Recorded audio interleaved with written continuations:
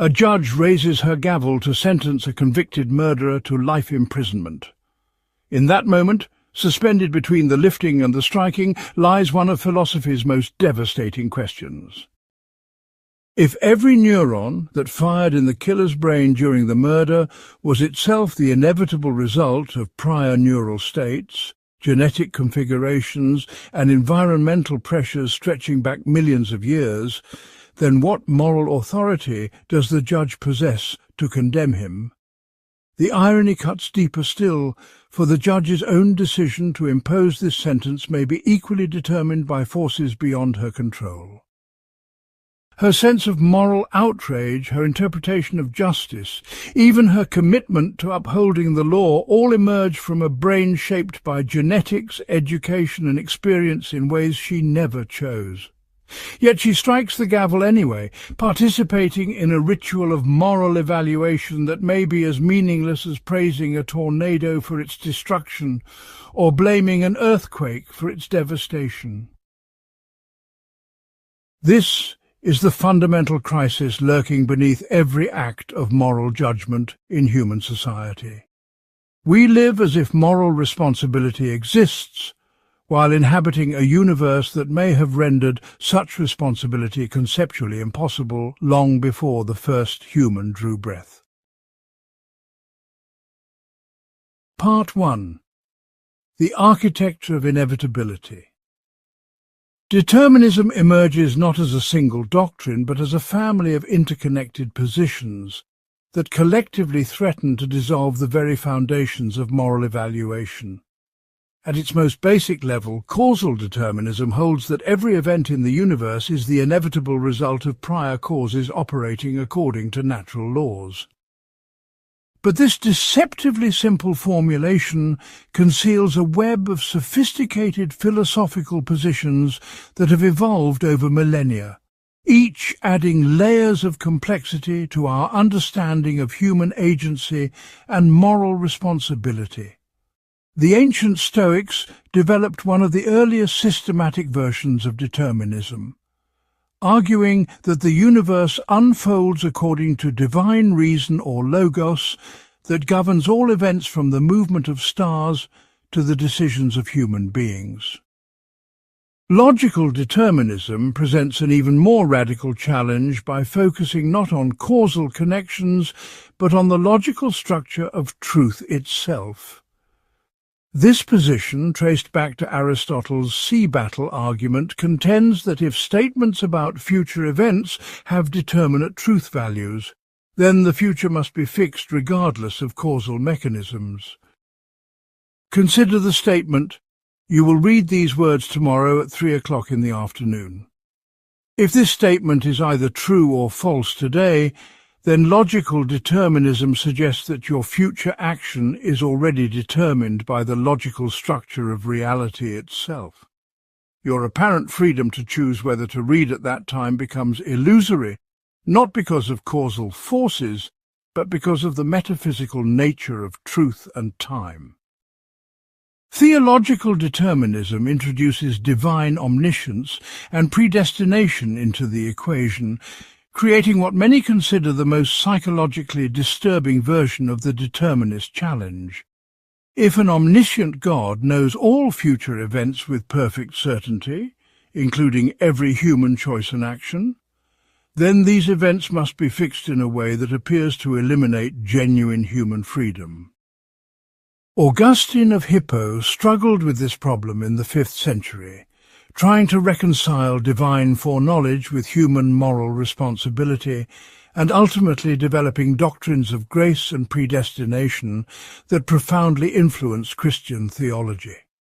Calvin later pushed these ideas to their logical extreme, arguing that God predestines some souls to salvation and others to damnation before their birth, making their earthly actions irrelevant to their ultimate fate. The emergence of modern physics in the 17th century transformed determinism from a primarily theological and metaphysical doctrine into an empirically grounded scientific worldview.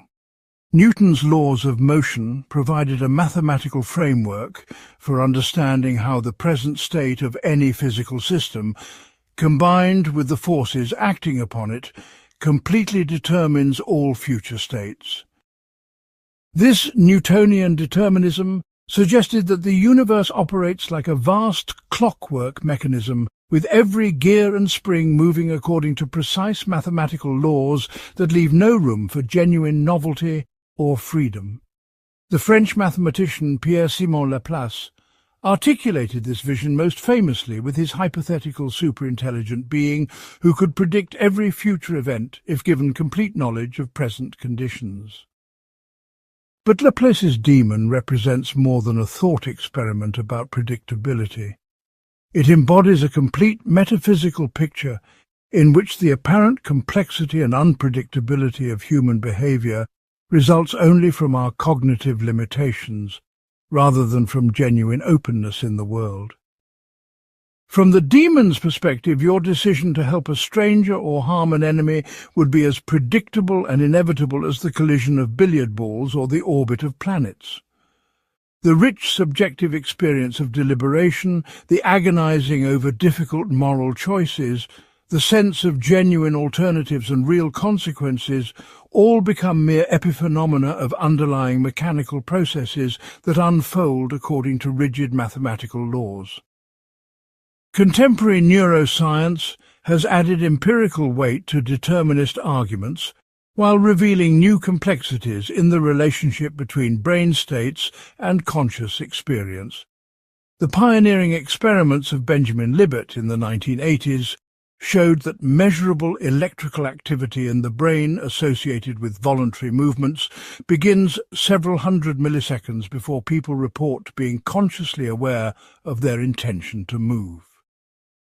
Subsequent studies using more sophisticated brain imaging techniques have extended this temporal gap, with some experiments predicting simple binary choices up to 10 seconds before participants report making them consciously. These findings suggest that what we experience as conscious decision-making may be more akin to a post hoc narrative construction that our brains create to explain actions that have already been initiated by unconscious neural processes. The implications extend far beyond simple motor movements to complex moral decisions and character formation. When someone chooses to donate money to charity rather than spend it on personal luxuries, neuroscience suggests that this choice emerges from patterns of neural activity determined by the person's genetic inheritance, developmental history, current brain chemistry, and immediate environmental stimuli.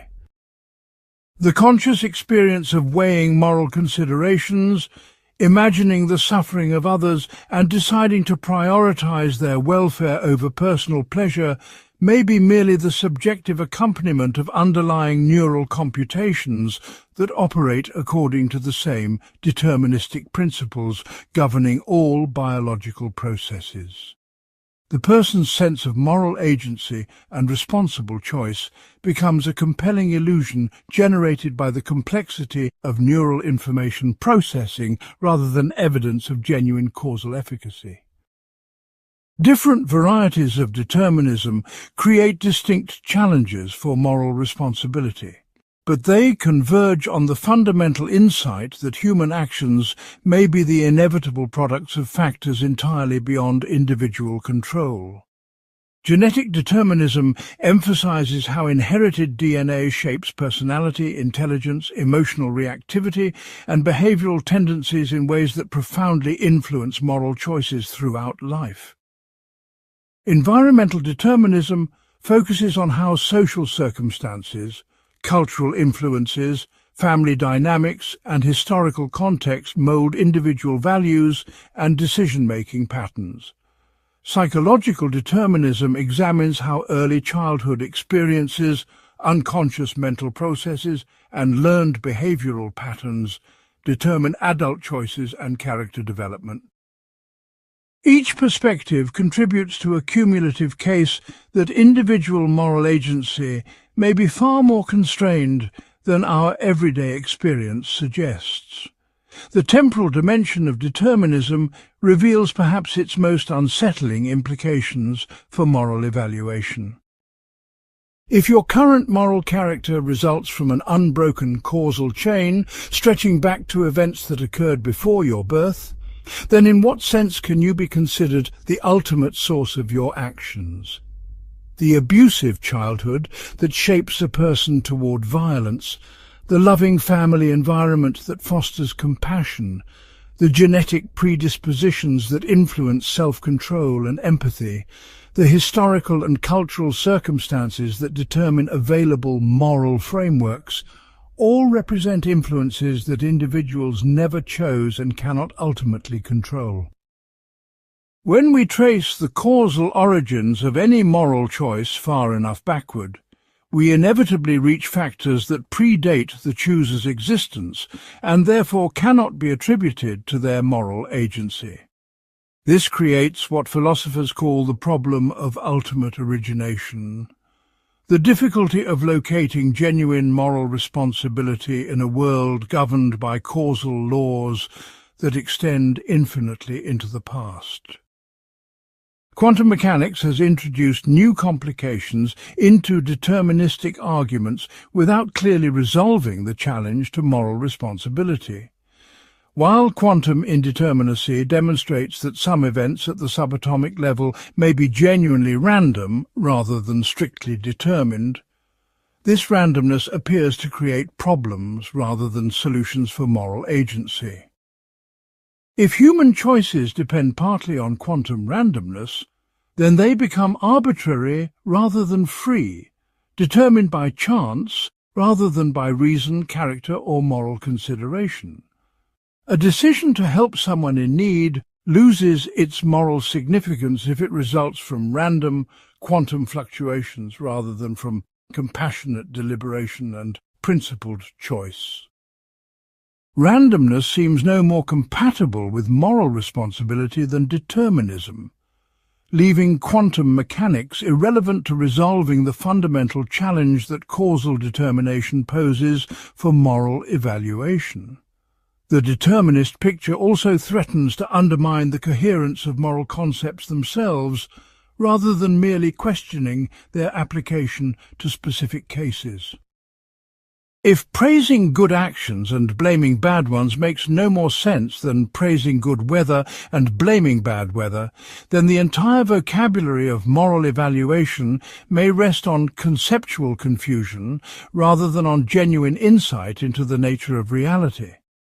Terms like virtue and vice, right and wrong, justice and injustice may be artifacts of our evolutionary history that served useful social functions without corresponding to objective features of the world. The determinist challenge thus raises questions not only about when to apply moral concepts, but about whether these concepts have any legitimate application whatsoever in a universe governed by natural laws. This meta-level challenge strikes at the heart of moral philosophy itself, suggesting that the entire enterprise of ethical theorizing may be based on false assumptions about human nature and cosmic structure. Part 2. Hard Determinism and the Abolition of Desert. Hard determinism represents the most intellectually uncompromising response to the tension between causal determination and moral responsibility. Rather than seeking reconciliation or compromise, hard determinists embrace the full implications of determinism and conclude that moral responsibility is simply an illusion that must be abandoned. This position, while disturbing to common moral intuitions, possesses a stark logical clarity that has attracted some of philosophy's most rigorous thinkers. Paul Holbach, the 18th century French philosopher, developed one of the most systematic presentations of hard determinism, arguing that humans are essentially sophisticated machines, whose behavior follows natural laws as rigidly as the movements of planets or the growth of plants. The hard determinist argument proceeds through several interconnected stages, each building upon the previous to construct an apparently inescapable conclusion. First, they establish that all human actions and decisions result from prior causes operating according to natural laws, leaving no room for genuine alternative possibilities at the moment of choice. Second, they argue that moral responsibility requires ultimate control over one's actions, meaning that to be truly responsible for an action, one must be the ultimate source or author of that action in a way that traces back to factors within one's control. Third, they demonstrate that ultimate control is impossible in a deterministic universe, since every action traces back through causal chains to factors that predate the agent's existence and therefore lie entirely beyond their control. The conclusion follows inexorably that no one is ever genuinely morally responsible for anything they do. Dirk Perreboom, a contemporary hard determinist, has developed what he calls the four-case argument to illustrate how our intuitions about responsibility should lead us to reject moral responsibility entirely. He presents a series of scenarios involving a character named Professor Plum, who commits murder under different conditions of manipulation and control. In the first case, Plum is programmed by neuroscientists to kill, clearly eliminating his responsibility. In subsequent cases, Perreboom gradually removes the external manipulation while maintaining the same causal determination through more indirect means like genetic engineering, childhood conditioning, and finally, ordinary causal determination. His point is that if Plum is not responsible in the first case due to manipulation, then logical consistency requires concluding that he is not responsible in any case where his actions result from factors ultimately beyond his control. The hard determinist position extends beyond individual actions to challenge our understanding of character traits and moral virtues themselves. When we admire someone's courage, honesty, or compassion, hard determinists argue that we are essentially praising them for winning a genetic and environmental lottery, rather than for any achievements that genuinely belong to them. The honest person's integrity results from favourable genetic predispositions toward trustworthiness, combined with upbringing that reinforced truthful behaviour and social environments that rewarded honesty. Their honesty is no more praiseworthy than their height, eye colour, or natural athletic ability, all of which result from factors entirely beyond their control. Similarly, when we condemn someone's cruelty or dishonesty, we are essentially blaming them for losing the same genetic and environmental lottery, which seems as unfair as condemning someone for having a genetic disease or being born into poverty. Hard determinists must confront the practical question of how society should respond to harmful behaviour if punishment based on desert is unjustified. Most hard determinists embrace what philosophers call consequentialist justifications for social practices, focusing on the future benefits that practices of punishment and reward can produce, rather than on whether people deserve these responses. Punishment may be justified if it effectively deters future crimes, incapacitates dangerous individuals, or rehabilitates offenders, but not because criminals deserve to suffer for their wrongdoing. This approach treats antisocial behaviour as a public health problem, similar to infectious disease, calling for intervention aimed at protecting society and helping offenders, rather than at giving criminals their just deserts. The implications of hard determinism extend to positive moral evaluation as well as negative judgment. If no one deserves blame for wrongdoing, then logical consistency requires that no one deserves praise for good actions either. The philanthropist who donates millions to fight poverty, the teacher who dedicates her life to educating disadvantaged children, the activist who sacrifices personal comfort to advance social justice. None of these individuals merit genuine admiration or gratitude if their actions result from factors beyond their ultimate control.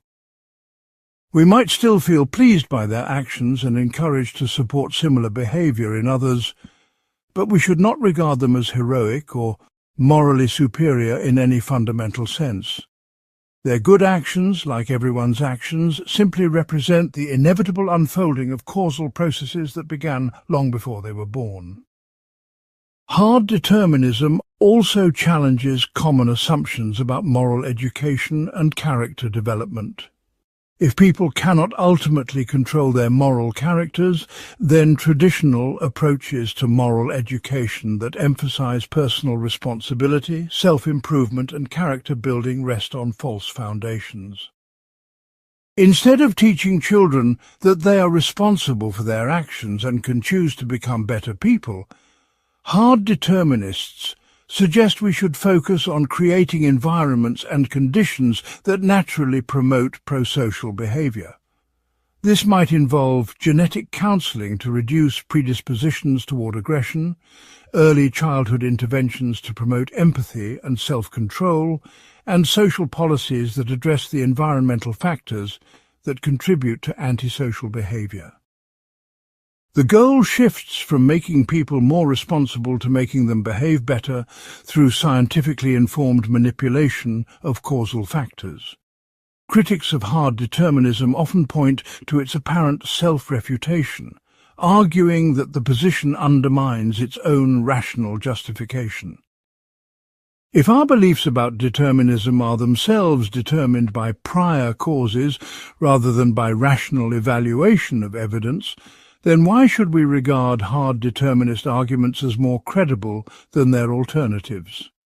Hard determinists typically respond that rational justification does not require ultimate control over one's beliefs, but only that beliefs be formed through reliable processes that tend to produce true conclusions. A person's acceptance of hard determinism might be causally determined, but if that determination operates through processes of careful reasoning and evidence evaluation, then the resulting belief can still be epistemically justified. The hard determinist argues that rationality is compatible with determinism in the same way that compatibilists argue that moral responsibility is compatible with determinism. The psychological and social implications of widespread acceptance of hard determinism remain hotly debated among philosophers and social scientists. Some research suggests that believing in free will encourages pro-social behavior and discourages cheating, lying, and aggression, leading critics to worry that hard determinism might have harmful social consequences, even if true. Hard determinists respond that these studies typically involve temporary manipulations of belief rather than deep philosophical commitment to hard determinism, and that a society organized around scientific understanding of human behavior might achieve better outcomes than one based on false beliefs about moral responsibility.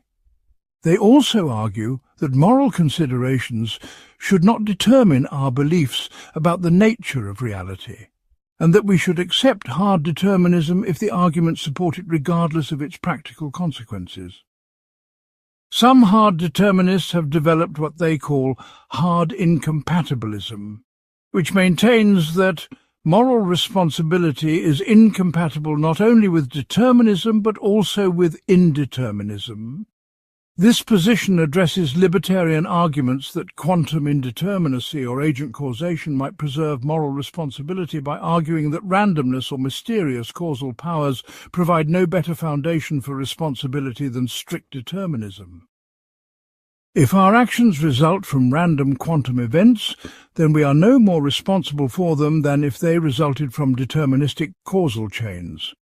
If they result from special agent causal powers that operate outside the natural order, then these powers themselves are either determined by prior factors or arbitrary in ways that undermine responsibility. Hard incompatibilists thus argue that moral responsibility is impossible regardless of whether the universe is deterministic, indeterministic, or some combination of both.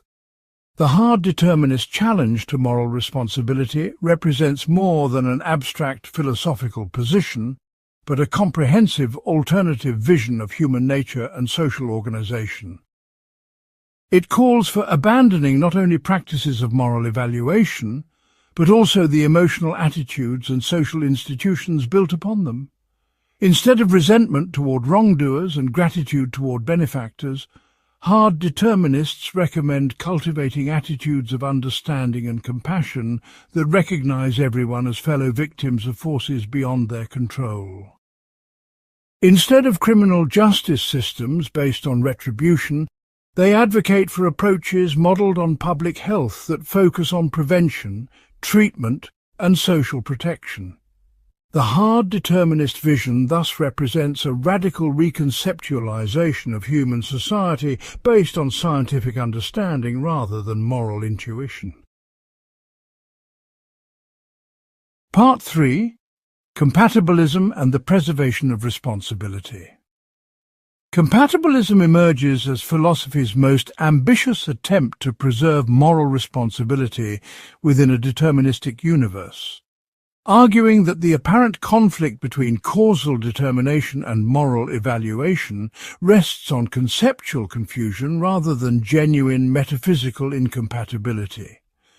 This position, which commands majority support among contemporary philosophers, maintains that moral responsibility does not require the kind of ultimate control that hard determinists consider necessary, but rather a more modest form of agency that remains possible even if all our actions result from prior causes. The compatibilist project involves not merely defending the possibility of moral responsibility under determinism, but providing positive accounts of what moral responsibility actually consists in and why deterministic causation fails to undermine it. Classical compatibilism, developed by philosophers like Thomas Hobbes and David Hume, focused primarily on the analysis of freedom and voluntary action. Hobbes argued that freedom simply means the absence of external constraints that prevent us from doing what we want to do, not the absence of causal determination of our wants themselves. A person acts freely when they can do what they desire without being physically restrained, coerced by threats, or compelled by psychological disorders, regardless of whether their desires were themselves determined by prior causes. Hume extended this analysis by distinguishing between the liberty of spontaneity, which involves acting according to one's will, and the liberty of indifference, which would require that one's will itself be undetermined. He argued that moral responsibility requires only the first kind of liberty. Since we hold people responsible for expressing their own wills and characters, rather than for having ultimate control over the formation of those wills and characters. Contemporary compatibilists have developed far more sophisticated accounts that address weaknesses in classical versions while responding to increasingly refined incompatibilist arguments. Harry Frankfurt's influential work shifted focus from alternative possibilities to the relationship between actions and their sources, arguing that moral responsibility depends on actions flowing from the agent's own deep attitudes and values, rather than from external manipulation or internal compulsion. Frankfurt's famous thought experiments involving counterfactual interveners demonstrated that agents can be responsible for their actions even when they could not have done otherwise, challenging the principle of alternative possibilities that many philosophers considered essential for moral responsibility. In these scenarios, a neuroscientist stands ready to intervene and cause an agent to perform a particular action if the agent shows signs of choosing differently. But the intervention never occurs because the agent chooses the targeted action on their own.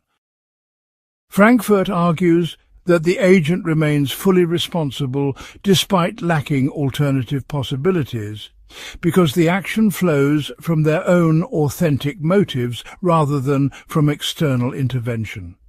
Susan Wolf developed an influential reason view of moral responsibility that focuses on agents' capacity to act in accordance with reason rather than on their control over their actions.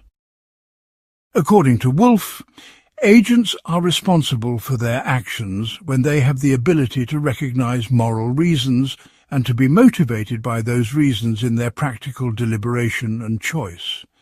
This capacity for rational moral agency emerges gradually through normal human development and can be impaired by mental illness, extreme emotional disturbance, or severe deprivation. But it does not require ultimate control over one's character or circumstances. Wolf argues that moral responsibility is more like the capacity for rational thought or aesthetic appreciation than like the kind of ultimate origination that incompatibilists demand. Just as we can think rationally and appreciate beauty without being ultimately responsible for our cognitive and aesthetic capacities, we can be morally responsible without being ultimately responsible for our moral capacities. John Martin Fisher and Mark Revisa have developed an influential guidance control theory that distinguishes between regulative control, which involves alternative possibilities, and guidance control, which involves the action flowing from the agent's own reasons-responsive mechanisms. They argue that moral responsibility requires only guidance control, not regulative control, making it compatible with determinism even if determinism rules out alternative possibilities. An agent exercises guidance control when their action results from their own rational deliberation and decision-making processes, and when those processes are appropriately responsive to moral reasons and considerations. This responsiveness to reasons can exist even in a deterministic world, since determined agents can still have cognitive and motivational systems that reliably track moral features of their situations and adjust their behavior accordingly. The key insight is that moral responsibility concerns the quality and authenticity of the processes that produce action rather than the ultimate causal origins of those processes. Compatibilists have developed increasingly sophisticated responses to manipulation arguments that attempt to show that there is no principled difference between ordinary causal determination and responsibility undermining manipulation. These arguments typically present cases where agents are manipulated in subtle ways that produce the same kinds of desires and values that might arise through ordinary development, challenging compatibilists to explain why manipulation undermines responsibility while ordinary causation does not. Contemporary compatibilists like John Christman and Michael McKenna have argued that the difference lies not in the presence or absence of external causal influence, but in the manner and timing of that influence. Manipulation that bypasses or corrupts an agent's normal capacities for rational reflection and autonomous development undermines responsibility in ways that ordinary socialization and education do not. The manipulation argument thus fails because it conflates illegitimate forms of external influence with legitimate forms, missing morally relevant differences in how external factors shape human agency. Some compatibilists have embraced what philosophers call mesh theories that focus on the relationship or mesh between an agent's values and desires and the causal processes that produce them. Michael McKenna's theory of moral responsibility emphasizes the importance of moral formation occurring through processes that preserve and develop the agent's capacities for rational reflection and autonomous choice. When these capacities develop normally through education, experience, and social interaction, the resulting values and desires can ground moral responsibility even if they were shaped by external influences. But when external influences bypass or corrupt these capacities through manipulation, coercion, or indoctrination, they undermine the kind of authentic agency required for moral responsibility. The theory thus provides criteria for distinguishing between responsibility-preserving and responsibility-undermining forms of external causal influence.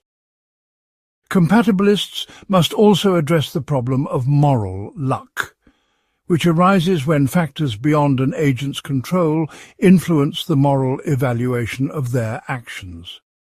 Two equally reckless drivers might face very different moral and legal consequences depending on whether a child happens to run into the street. Yet this difference seems to depend on luck rather than on differences in moral agency. Some compatibilists argue that moral luck is simply an inevitable feature of moral evaluation that we must accept, while others contend that proper moral assessment should focus on factors that are more directly under the agent's control. Thomas Nagel's influential discussion of moral luck identified several varieties, including resultant luck, circumstantial luck, constitutive luck, and antecedent luck, each of which seems to introduce elements beyond the agent's control into moral evaluation. Compatibilists generally respond that moral luck does not eliminate moral responsibility, but simply shows that responsibility and desert are more complex and context-dependent than our initial intuitions might suggest.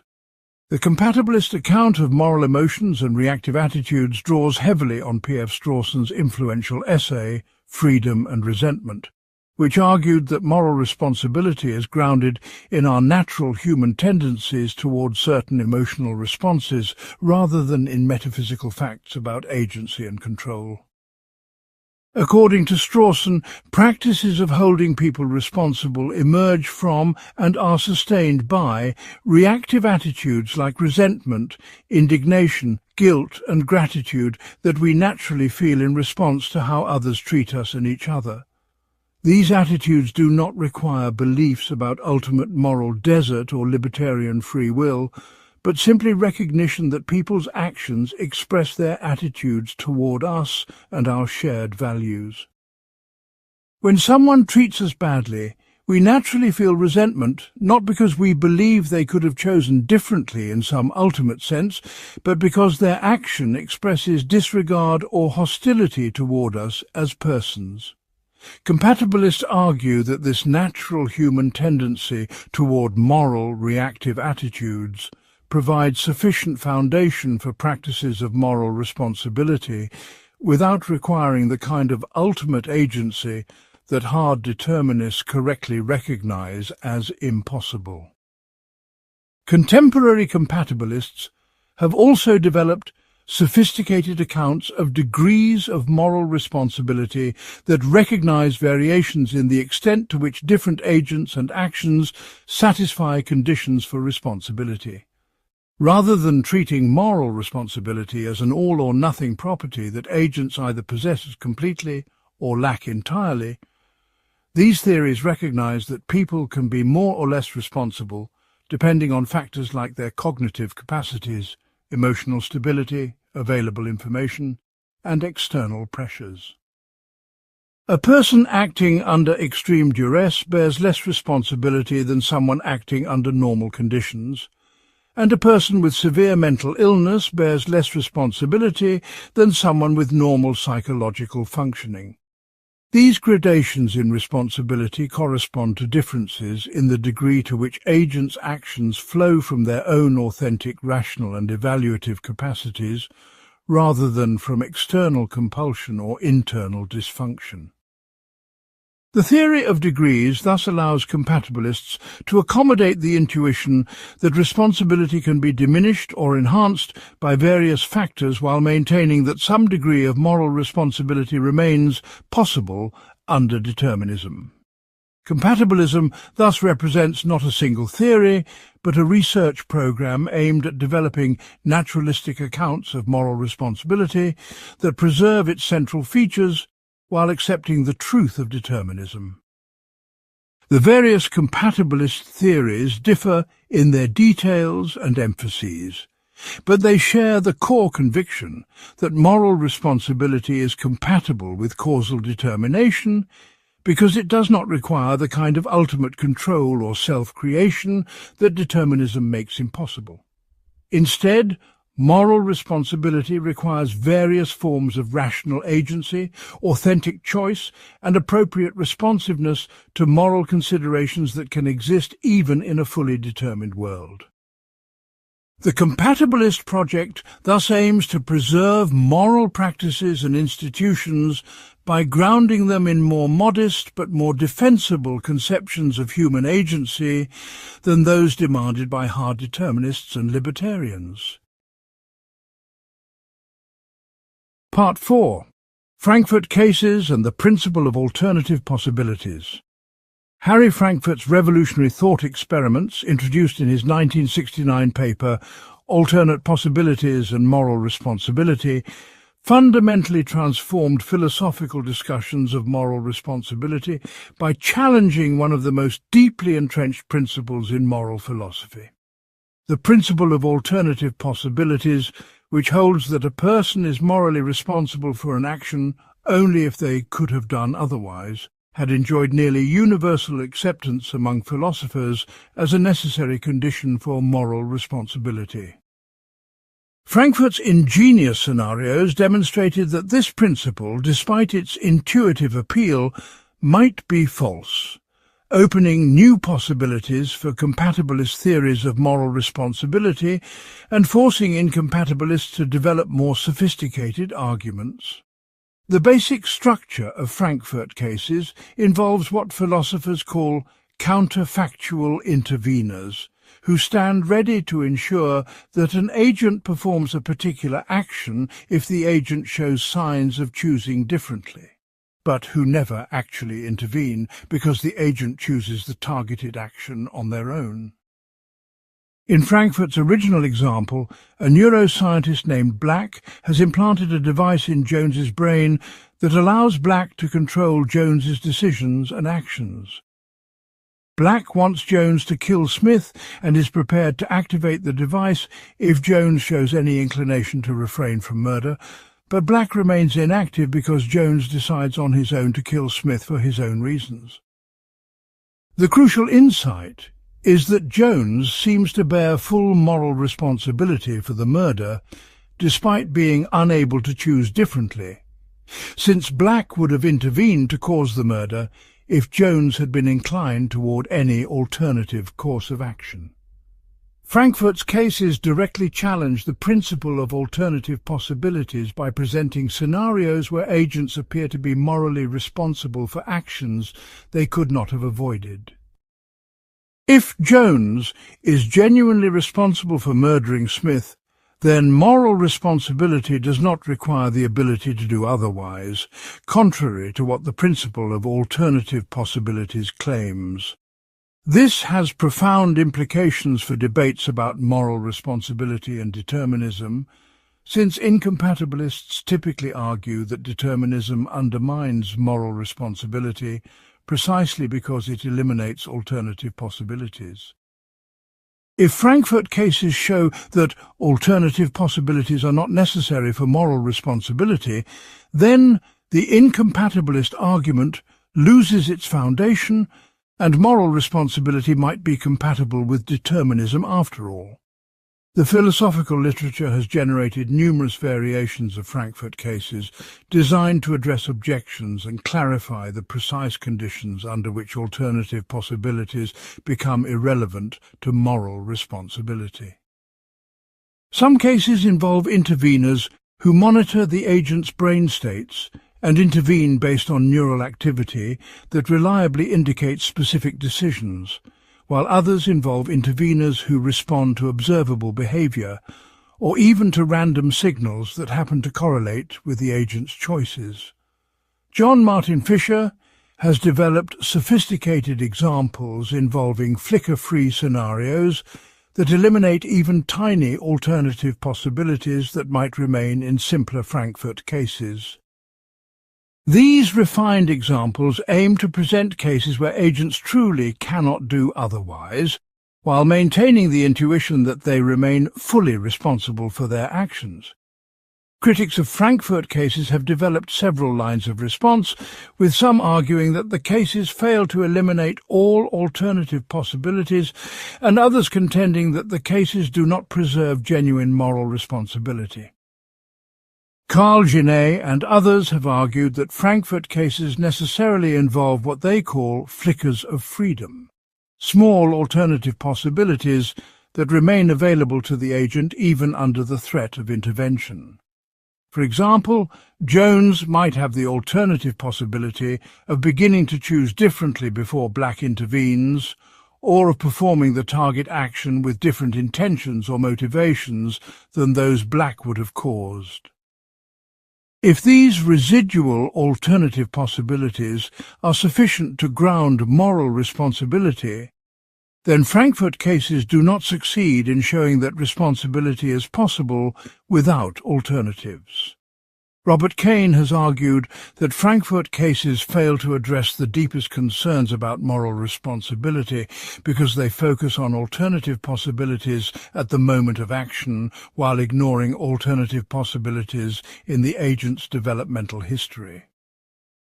According to Kane, what matters for ultimate moral responsibility is not whether agents could have chosen differently at particular moments, but whether they had opportunities earlier in their lives to shape themselves into the kinds of people who would make different choices. Frankfurt cases typically involve agents whose characters and values are already formed, leaving open the question of whether those agents had ultimate responsibility for becoming the kinds of people they are. Kane argues that genuine moral responsibility requires what he calls self-forming actions that allow agents to influence their own character development in ways that are not predetermined by prior causes. Defenders of Frankfurt cases have developed increasingly sophisticated responses to these objections, often by constructing more elaborate scenarios that close off proposed escape routes. Alfred Mealy and David Robb have created Frankfurt-style cases involving global interventions that affect all aspects of the agent's psychology and behavior, not just their final choices. Fisher and Ravizza have argued that flickers of freedom, even if they exist, are irrelevant to moral responsibility because they involve alternatives that are too insignificant to serve as the basis for moral evaluation. The mere possibility of beginning to choose differently, or of acting with slightly different intentions, does not seem sufficient to ground the kind of robust moral responsibility that we typically attribute to moral agents. The debate over Frankfurt cases has also generated discussions about the proper methodology for testing intuitions about moral responsibility. Some philosophers argue that Frankfurt cases involve such unusual and artificial scenarios that our intuitions about them may be unreliable guides to the correct theory of moral responsibility. Others contend that the cases succeed precisely because they isolate the features that are genuinely relevant to moral responsibility while controlling for irrelevant factors that might confuse our judgment in ordinary cases. The question of whether philosophical thought experiments can provide reliable evidence about moral concepts remains contested, with some philosophers preferring to focus on more naturalistic approaches that examine actual practices of moral evaluation. Frankfurt's own positive theory of moral responsibility emphasizes the importance of actions flowing from the agent's deep self or authentic motivational structure rather than from external compulsion or internal conflict. According to Frankfurt, what matters for moral responsibility is not that agents could have done otherwise, but that their actions emerge from their own values, desires and commitments in the right kind of way. This approach shifts attention from alternative possibilities to the quality and authenticity of the psychological processes that produce action, opening space for compatibilist theories that focus on rational agency and self-expression rather than on ultimate control. Frankfurt's hierarchical theory analyzes authentic agency in terms of harmony between an agent's first-order desires and their higher-order volitions about what to want and how to act. The implications of Frankfurt cases extend beyond academic philosophy to practical questions about criminal responsibility, moral education, and social policy. If moral responsibility does not require alternative possibilities, then certain defences in criminal law that rely on claims about the defendant's inability to act otherwise might need reconsideration. Similarly, approaches to moral education that emphasize teaching children about choice and alternatives might need to focus more on developing authentic values and good judgment, rather than on preserving maximal freedom of choice. The Frankfurt argument also potentially supports compatibilist approaches to dealing with antisocial behavior that focus on understanding and modifying the psychological processes that produce harmful actions, rather than on determining whether actors could have chosen differently. Contemporary developments in neuroscience and psychology have added new dimensions to debates about Frankfurt cases by providing empirical information about the nature of human decision-making and the conditions under which people experience themselves as having choices. Some researchers have argued that findings about the unconscious initiation of action and the constructed nature of conscious will provide real-world analogues to Frankfurt scenarios. Others contend that normal human psychology involves complex feedback loops between conscious reflection and unconscious processing that differ fundamentally from the external intervention scenarios that Frankfurt described. The question of whether Frankfurt cases illuminate or distort the actual nature of human agency remains an active area of interdisciplinary research, connecting philosophy, neuroscience and psychology. Frankfurt cases thus represent more than clever philosophical puzzles, but rather fundamental challenges to traditional ways of thinking about moral responsibility, free will, and human agency. Whether or not the cases succeed in refuting the principle of alternative possibilities, they have forced philosophers to develop more precise and sophisticated theories about what moral responsibility requires and why it matters. The debate over Frankfurt cases continues to generate new insights about the relationship between moral responsibility and human psychology, the proper role of intuitions in moral philosophy, and the prospects for reconciling our moral practices with scientific understanding of human behavior. Part 5. Libertarian Free Will and Agent Causation. Libertarian theories of free will represent the most direct and uncompromising response to the determinist challenge, rejecting the assumption that all events in the universe must follow from prior causes according to natural laws. Unlike compatibilists who attempt to preserve moral responsibility within a deterministic framework, libertarians argue that genuine moral responsibility requires genuinely free actions that are not causally determined by antecedent conditions. This position faces the daunting task of explaining how free actions are possible in a universe governed by natural laws, while avoiding the apparent arbitrariness that would result from actions being simply random or uncaused. The libertarian project thus requires developing sophisticated theories of human agency that can account for genuine causal efficacy of agents without violating scientific understanding of the natural world. Robert Kane, one of the most influential contemporary libertarians, has developed a theory of self-forming actions, that attempts to locate genuine freedom in moments of moral conflict when agents' competing desires and values pull them in different directions. According to Kane, these situations create what he calls quantum openness in the brain, where neural indeterminacy amplifies into macroscopic uncertainty about which course of action the agent will pursue. In such moments, agents can genuinely influence the outcome through their efforts of will, creating what Kane terms ultimate responsibility for their choices and their subsequent character development. These self-forming actions shape agents' subsequent dispositions and values, making them ultimately responsible for becoming the kinds of people they are, and therefore for the actions that flow from their settled characters. Agent-causal libertarianism, developed most systematically by philosophers like Timothy O'Connor and Robert Clark, posits that agents possess special causal powers that allow them to initiate new causal chains without themselves being determined to do so by prior events.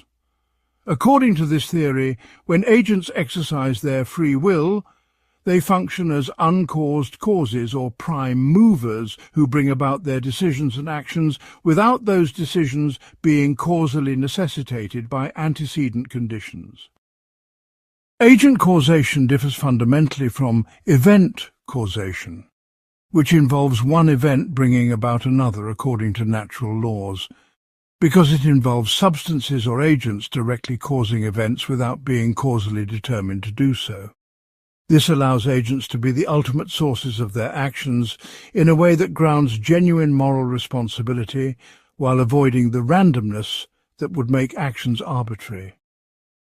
The agent-causal theory faces significant challenges in explaining how agent causation relates to the physical processes occurring in agents' brains and bodies. If mental events like decisions and intentions have physical correlates in neural activity, as contemporary neuroscience strongly suggests, then agent causation must somehow influence brain states without violating physical laws or introducing arbitrary discontinuities in natural processes. Some agent-causal theorists propose that agents exercise their causal power by determining which of several physically possible neural outcomes actually occurs in situations where quantum indeterminacy leaves multiple options open. Others suggest that agent causation might involve top-down causal influence, where higher-level mental properties influence lower-level physical processes in ways that are consistent with natural laws, but not reducible to purely physical causation. Randolph Clark has developed a sophisticated version of agent-causal libertarianism that attempts to address concerns about the relationship between agent causation and physical causation. Clark argues that agents exercise their causal power by directly causing neural events that initiate action, but only in situations where physical processes are themselves undetermined and therefore open to agent-causal influence. This approach aims to preserve the integrity of physical causation while creating space for genuine agent causation in cases where physical processes alone do not determine unique outcomes. The theory requires that moments of free choice coincide with situations where neural indeterminacy creates genuine openness in brain states, allowing agents to resolve this indeterminacy through their own causal activity. Event-causal libertarians like Marc Balaguer and Carl Genet reject agent causation as mysterious and scientifically problematic, arguing instead that free actions are uncaused events that occur when agents' deliberation processes reach states of indeterminacy. According to this approach, free will does not require special causal powers, but simply the absence of causal determination in situations where agents have good reasons for multiple courses of action. When an agent faces a genuine moral dilemma and has compelling reasons for conflicting alternatives, the agent's decision may be genuinely undetermined while still being rational and morally evaluable. The key insight is that actions can be free and responsible even if they are not caused by anything, as long as they result from appropriate reasoning processes and express the agent's authentic values and commitments. Critics of libertarian theories raise several fundamental objections that challenge the coherence and plausibility of libertarian approaches to free will. The consequence argument, developed most systematically by Carl Genet and Peter van Inwagen, contends that if determinism is true, then no one has power over the facts of nature and the laws of nature, and no one has power over the fact that the facts of nature and laws of nature entail every fact about the future. But if libertarian theories require violations of natural laws or gaps in the causal order, then they face the challenge of explaining how such violations or gaps could ground moral responsibility rather than simply introducing arbitrary elements into human behavior. The randomness objection argues that undetermined actions are no more deserving of praise or blame than determined actions, since agents cannot control truly random events any more than they can control causally necessitated events. Timothy O'Connor has responded to the randomness objection by arguing that agent-causal free actions are neither determined nor random, because they're caused by agents exercising their rational capacities to choose among available alternatives. The agent's causal activity provides sufficient reason for the action while ensuring that the action is not arbitrary or meaningless. According to O'Connor, agent causation involves agents directly causing their decisions based on their reasons and values, making the resulting actions both free and rational without being either determined or random. This approach requires that agents possess irreducible causal powers that operate according to rational principles rather than natural laws, allowing them to function as ultimate sources of their actions. Libertarian theories must also address empirical challenges from neuroscience and psychology that seem to support more deterministic pictures of human decision-making. Studies showing that brain activity associated with decisions begins before conscious awareness of choosing appear to undermine libertarian claims about the causal efficacy of conscious deliberation and choice. Some libertarians respond that these studies focus on simple, arbitrary decisions that may not involve the kind of genuine moral agency that libertarian theories aim to explain. Others argue that the studies are compatible with libertarian theories because they do not show that conscious awareness is epiphenomenal, but only that decision-making involves complex temporal processes that may include both unconscious and conscious components. Kane has developed detailed responses to neuroscientific challenges by arguing that studies of simple motor decisions may not generalize to complex moral choices that involve competing values and require sustained deliberation. He suggests that the kind of self-forming actions that ground ultimate responsibility occur in situations of significant moral conflict where agents must struggle to determine which of their competing values should prevail. These situations may involve different neural processes than those studied in typical experiments, potentially leaving room for the quantum openness and genuine agency that Kane's theory requires. The empirical question of whether human brains exhibit the kind of amplified indeterminacy that libertarian theories predict remains an active area of research connecting philosophy, neuroscience, and physics. Some libertarians have embraced what philosophers call modest libertarianism, which holds that free will exists, but may be less common or less robust than our ordinary beliefs suggest. According to this approach, agents exercise genuine free will only in certain special circumstances involving significant moral choices, while much of their behavior may be determined or at least not freely chosen in the libertarian sense. This position allows libertarians to accommodate empirical findings about the largely automatic and determined nature of much human behavior while maintaining that some actions involve genuine agency and ultimate responsibility. Modest libertarianism thus represents a strategic retreat from stronger libertarian claims, while preserving the core insight that some human actions must be genuinely free if moral responsibility is to be preserved. The libertarian program continues to evolve in response to developments in neuroscience, quantum mechanics, and complexity theory that may provide new resources for understanding how genuine agency could be possible in the natural world.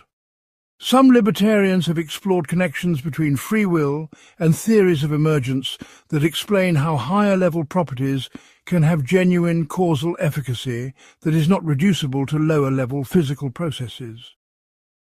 Others have investigated whether quantum mechanics might provide the kind of openness in natural processes that agent causation requires, though most physicists remain skeptical that quantum indeterminacy operates at the level of neural activity in ways that could support free will. The Libertarian Project thus represents an ongoing attempt to develop scientifically informed theories of human agency that preserve the genuine freedom that many consider necessary for moral responsibility. Part 6. Moral luck and the boundaries of control. The problem of moral luck presents one of the most perplexing challenges in moral philosophy, revealing how factors entirely beyond our control can dramatically influence the moral evaluation of our actions and characters. Thomas Nagel's seminal analysis identified this phenomenon as a fundamental tension between our practices of moral assessment and our commitment to holding people responsible only for what lies within their control. The concept of moral luck exposes the uncomfortable truth that chance and circumstance pervade moral life in ways that seem to undermine the fairness and coherence of moral judgment. Yet attempting to eliminate luck from moral evaluation appears to lead toward the elimination of moral responsibility altogether. This creates a profound dilemma that forces us to reconsider basic assumptions about desert, fairness, and the proper scope of moral evaluation. Nagel distinguished 4 distinct varieties of moral luck, each of which demonstrates how factors beyond an agent's control can influence moral evaluation in different ways. Resultant luck occurs when identical actions lead to different outcomes due to circumstances beyond the agent's control, resulting in different moral assessments despite identical intentions and behavior. The paradigmatic example involves 2 equally reckless drivers, one of whom strikes and kills a child who unexpectedly runs into the street, while the other completes the same journey without incident. Both drivers acted with identical negligence and disregard for safety, yet the unlucky driver faces vastly greater moral condemnation and legal punishment simply because external circumstances beyond their control created a tragic outcome. This seems fundamentally unfair, since the moral difference in evaluation stems from factors that had nothing to do with the driver's choices, intentions, or character. Circumstantial luck involves variations in the situations that agents encounter, which can dramatically affect the opportunities they have to display virtue or vice. A person living in peaceful times has no opportunity to demonstrate courage in war, while someone born into a corrupt society faces constant temptations toward dishonesty that others never encounter. The German citizens who became complicit in Nazi atrocities might have lived entirely conventional and seemingly moral lives if they had been born in different times and places. Their moral failure seems partially attributable to the unfortunate circumstance of facing extreme moral tests that most people never encounter, raising questions about whether we can fairly judge them without considering the extraordinary pressures they faced. Conversely, those who never face serious moral challenges may appear virtuous simply because they were fortunate enough to avoid situations that would have revealed their moral weaknesses. Constitutive luck refers to the traits, capacities and dispositions that constitute a person's character, but that result from factors ultimately beyond their control. An individual's genetic inheritance influences their tendencies toward aggression, empathy, impulsiveness, and self-control in ways that profoundly shape their moral behavior throughout life. Environmental factors including family upbringing, cultural context, educational opportunities and social influences also play crucial roles in character formation that individuals do not ultimately choose or control. If someone's honesty, courage or compassion stems from favorable genetic endowments and fortunate developmental circumstances, then praising them for these virtues seems as inappropriate as praising them for their height or natural intelligence. Similarly, condemning someone for character flaws that result from genetic predispositions or damaging experiences seems to blame them for losing lotteries they never chose to enter. Antecedent luck encompasses all the factors in a person's causal history that led to their being the kind of person who would make particular choices in particular circumstances. This category threatens to expand indefinitely as we trace the causal origins of any action back through the agent's development, upbringing, genetic inheritance, and ultimately to factors that clearly predate their existence. Every influence that shaped an agent's values, beliefs, emotional responses, and decision-making patterns represents a form of antecedent luck that contributed to their current choices without being chosen by them. The problem of antecedent luck thus connects directly to broader questions about moral responsibility and determinism, since it suggests that the ultimate sources of all our actions lie in factors entirely beyond our control. The phenomenon of moral luck creates particularly acute problems for retributivist theories of punishment that emphasize giving criminals what they deserve based on their moral culpability. If identical criminal actions receive different punishments depending on their accidental consequences, the punishment system appears to violate principles of proportionality and fairness that retributivists consider fundamental. A drunk driver who kills someone faces much harsher penalties than an equally drunk driver who makes it home safely. Yet the difference in their moral desert seems minimal compared to the difference in legal consequences. Some legal systems attempt to address this problem through attempted crime statutes that punish unsuccessful attempts nearly as severely as successful crimes, but these efforts remain incomplete and controversial. The deeper question is whether any punishment system can be genuinely fair, given the pervasive influence of luck on human behavior and its consequences. Philosophers have developed several strategies for responding to the challenge of moral luck, ranging from accepting its ubiquity to attempting to minimize its influence on moral evaluation. Some embrace what might be called moral luck skepticism, arguing that recognition of luck's pervasive influence should lead us to abandon or drastically curtail practices of moral praise and blame. This position parallels hard determinist arguments but focuses specifically on the element of chance, rather than on causal determination per se. According to moral luck skeptics, fair moral evaluation would require isolating the contributions that individuals make independently of all lucky and unlucky circumstances. But this isolation proves impossible because luck influences every aspect of human agency and action.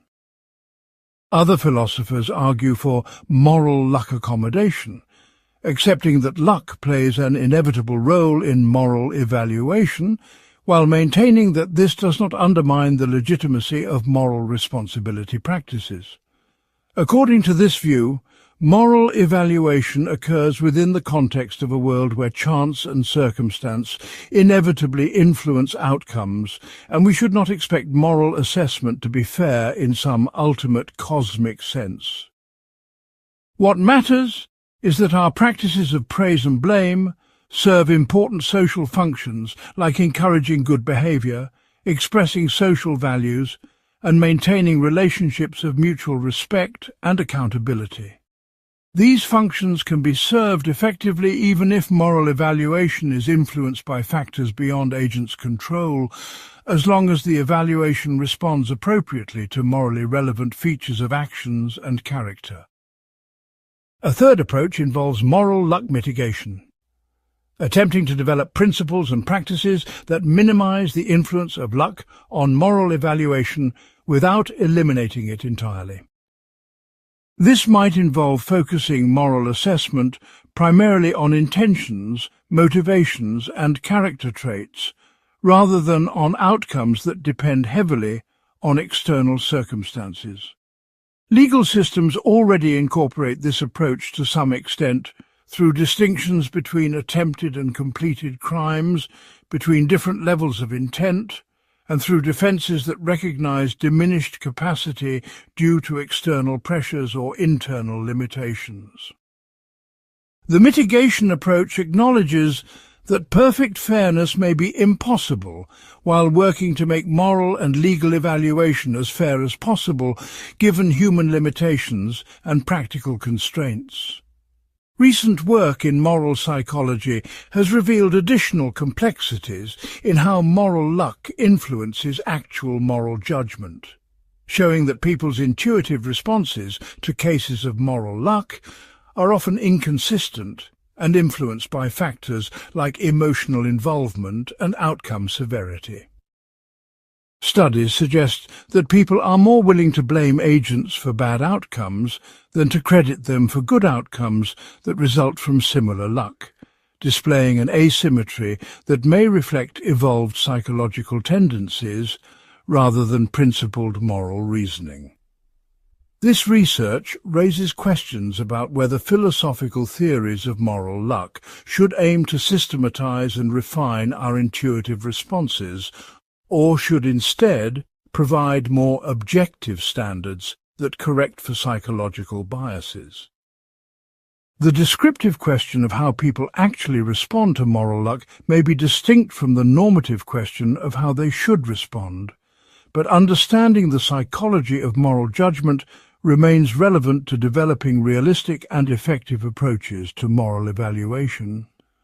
The problem of moral luck also intersects with questions about collective responsibility and institutional design, since organizations and societies face similar challenges in distributing rewards and punishments fairly despite the influence of factors beyond individual control. Should hiring decisions consider only factors that individuals control, or may they legitimately take into account natural talents and advantages that result from genetic and environmental luck? How should social institutions respond to inequalities that result from differences in family background, educational opportunities, and other forms of circumstantial luck? These questions about distributive justice reflect the same fundamental tension between fairness and practicality that arises in individual moral evaluation, suggesting that moral luck poses challenges not only for personal responsibility, but for the design of just institutions. The phenomenon of moral luck thus reveals deep tensions within our moral concepts and practices that resist easy resolution. While we cannot eliminate luck from moral life, we can develop more nuanced and realistic approaches to moral evaluation that acknowledge luck's influence while preserving the social functions that moral responsibility serves. This may require accepting that moral evaluation will always be imperfect, and that perfect justice may be impossible to achieve, while still working to make our practices as fair and effective as possible within the constraints of human psychology and social reality. Part 7. Reactive attitudes and the interpersonal nature of responsibility. P.F. Strawson's groundbreaking essay, Freedom and Resentment, revolutionized philosophical discussions of moral responsibility by shifting focus from metaphysical questions about free will to psychological and social questions about the attitudes and emotions that constitute moral responsibility practices. Strawson argued that moral responsibility is not primarily a matter of metaphysical desert based on ultimate control, but rather emerges from our natural human tendencies towards certain emotional responses when we encounter actions that express attitudes toward us and our shared values. This approach, known as the reactive attitudes theory, suggests that practices of holding people responsible are grounded in basic features of human psychology and social interaction, rather than in abstract philosophical principles about agency and causation. The theory has profoundly influenced contemporary discussions by providing a naturalistic alternative to traditional approaches that rely on controversial metaphysical assumptions about free will and ultimate responsibility. Strawson distinguished between participant reactive attitudes that arise when we are personally involved in interactions with others and objective attitudes that characterize our responses to people we view as objects of scientific study, social policy or therapeutic intervention rather than as full moral agents. Participant reactive attitudes include emotions like resentment when others treat us badly, indignation when they mistreat third parties, guilt when we treat others badly, and gratitude when others treat us well. These attitudes naturally arise in the context of personal relationships and social interactions, where we view others as responsible agents capable of goodwill or ill will toward us. Objective attitudes, by contrast, involve viewing people as phenomena to be explained, predicted, controlled, or helped, rather than as agents to be praised, blamed, or held responsible. When we adopt objective attitudes toward someone, we suspend reactive attitudes and treat them more like natural forces or malfunctioning mechanisms than like moral agents. The reactive attitudes theory argues that moral responsibility practices emerge from and are sustained by our natural tendencies toward participant reactive attitudes, rather than by abstract beliefs about metaphysical free will. When someone treats us rudely or unfairly, we naturally feel resentment, not because we have worked out that they possess ultimate control over their actions, but because their behavior expresses disregard or hostility toward us as persons deserving of respect. Similarly, we feel gratitude when others help us, not because we believe they deserve ultimate credit for their kindness, but because their actions express goodwill and concern for our welfare. These emotional responses constitute our holding people responsible, rather than being consequences of independently established facts about responsibility. According to Strawson, the question, was this person responsible for their action, should be understood as asking whether it is appropriate to respond to them with reactive attitudes rather than with objective attitudes. Strawson's approach provides a potentially powerful response to hard determinist arguments because it suggests that moral responsibility does not require the kind of ultimate control that determinism appears to eliminate. Even if all human actions result from prior causes according to natural laws, people can still express goodwill or ill will toward others through their actions.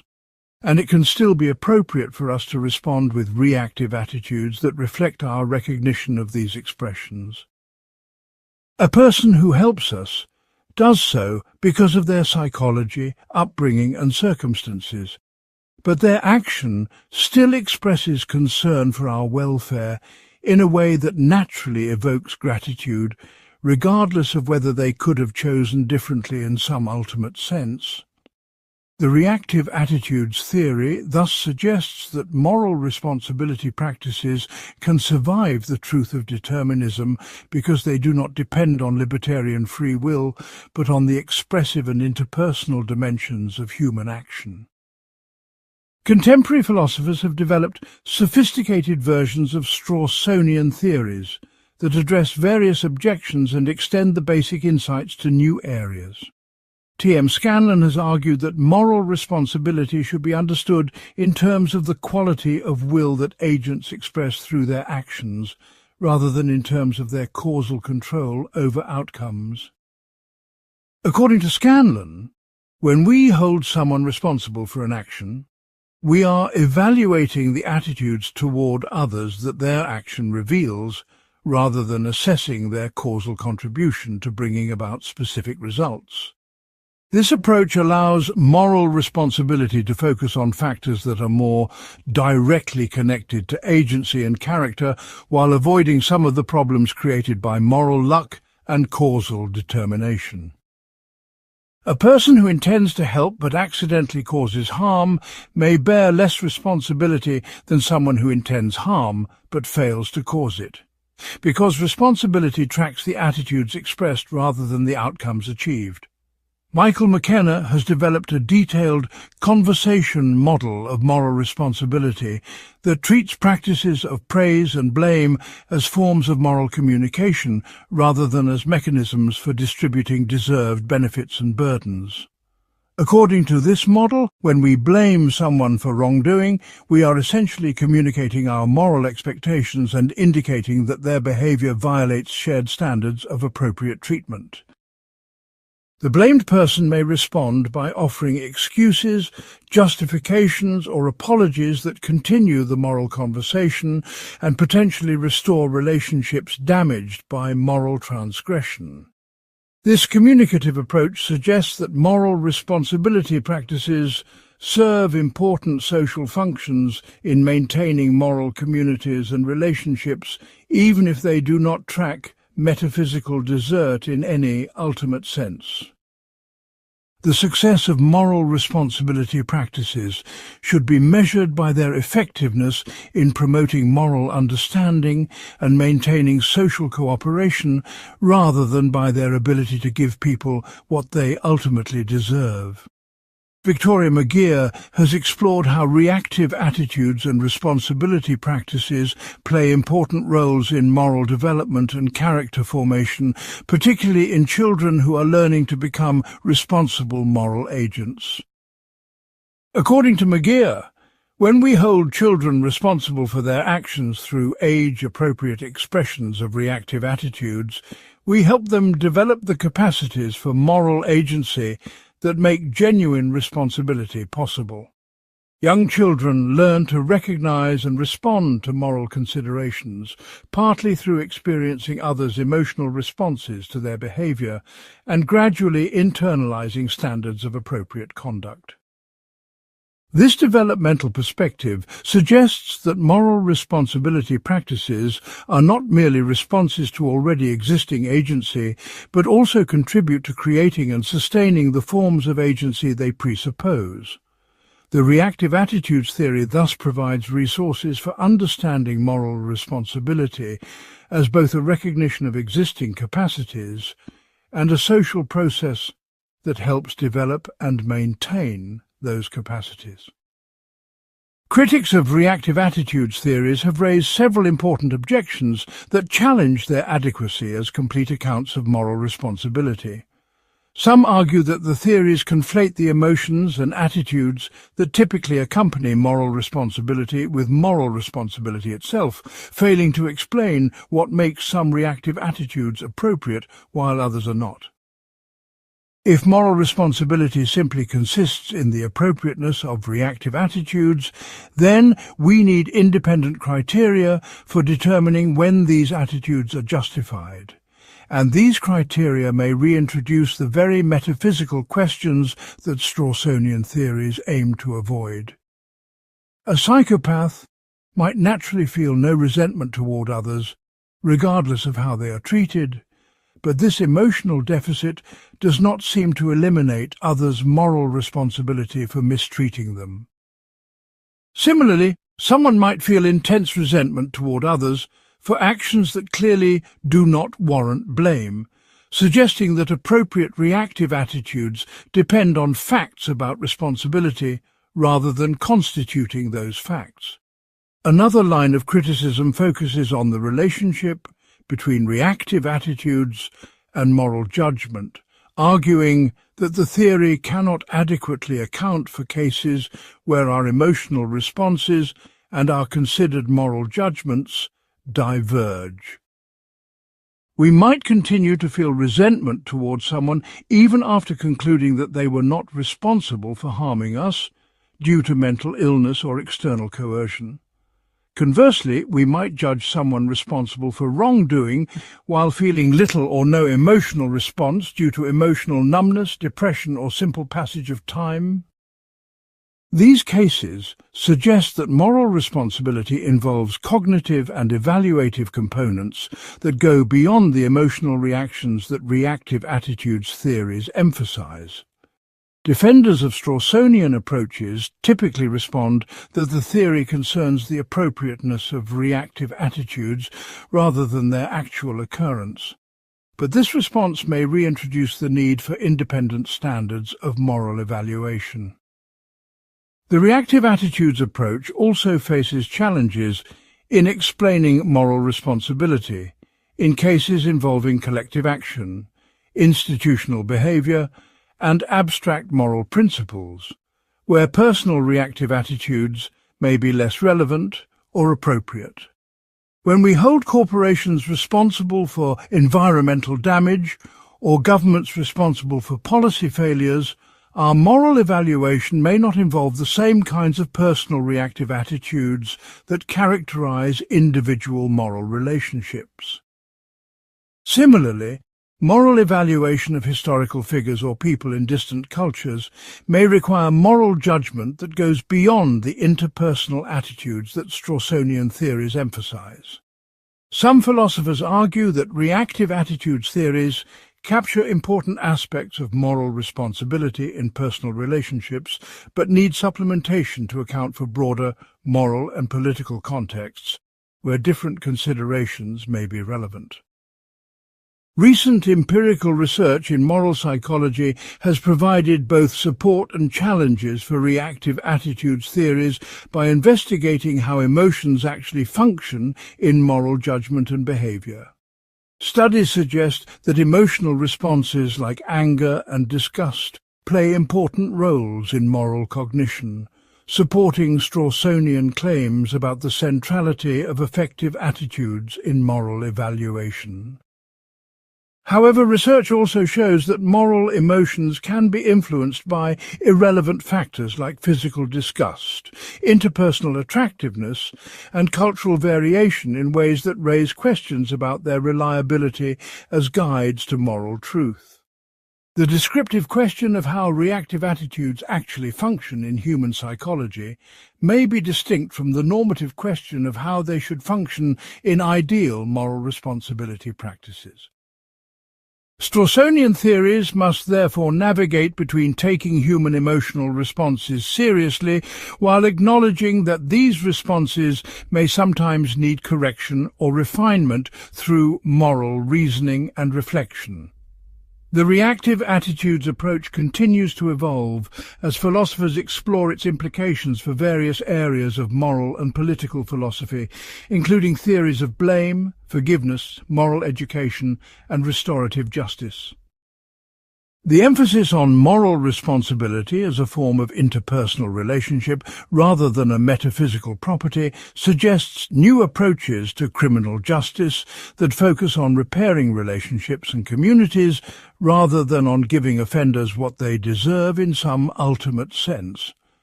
Similarly, the theory's emphasis on the communicative dimensions of moral evaluation suggests approaches to moral education that focus on developing appropriate emotional and social responses rather than on teaching abstract principles about rights and duties. Part 8. the manipulation argument and authentic agency. The manipulation argument represents one of the most sophisticated and psychologically compelling challenges to compatibilist theories of moral responsibility, arguing that there is no principled difference between ordinary causal determination and the kinds of manipulation that clearly undermine responsibility. This argument gains its force from presenting cases where agents are manipulated in subtle ways that produce desires, values and choices that seem authentic to the agents themselves, yet where we intuitively judge that the manipulation eliminates or significantly reduces their moral responsibility. The challenge for compatibilists is to explain why manipulation undermines responsibility, while ordinary causation does not, given that both involve external factors shaping agents' psychological states and subsequent behavior in ways beyond the agent's ultimate control. The manipulation argument thus forces compatibilists to develop increasingly sophisticated theories of authentic agency that can distinguish between responsibility-preserving and responsibility-undermining forms of external influence. Dirk Perreboom's four-case argument provides the most systematic presentation of the manipulation challenge, using a series of scenarios involving the same agent committing the same crime under different conditions of external influence. In the first case, Professor Plum murders White because neuroscientists have programmed him to do so using sophisticated brain manipulation technology that directly controls his neural activity. In the second case, Plum commits the same murder because he was programmed as an infant through genetic engineering and early childhood conditioning to develop the specific desires and values that would lead him to kill White under particular circumstances. In the third case, Plum's murderous behavior results from an extremely rigorous upbringing and social conditioning that shaped his psychology in ways that made the crime inevitable given his circumstances. In the final case, Plum commits murder as a result of his ordinary upbringing and social environment, representing the kind of normal causal determination that compatibilists consider consistent with moral responsibility. The argument's power lies in its claim that there are no morally relevant differences between the four cases that could justify holding Plum responsible in the final case while excusing him in the earlier ones.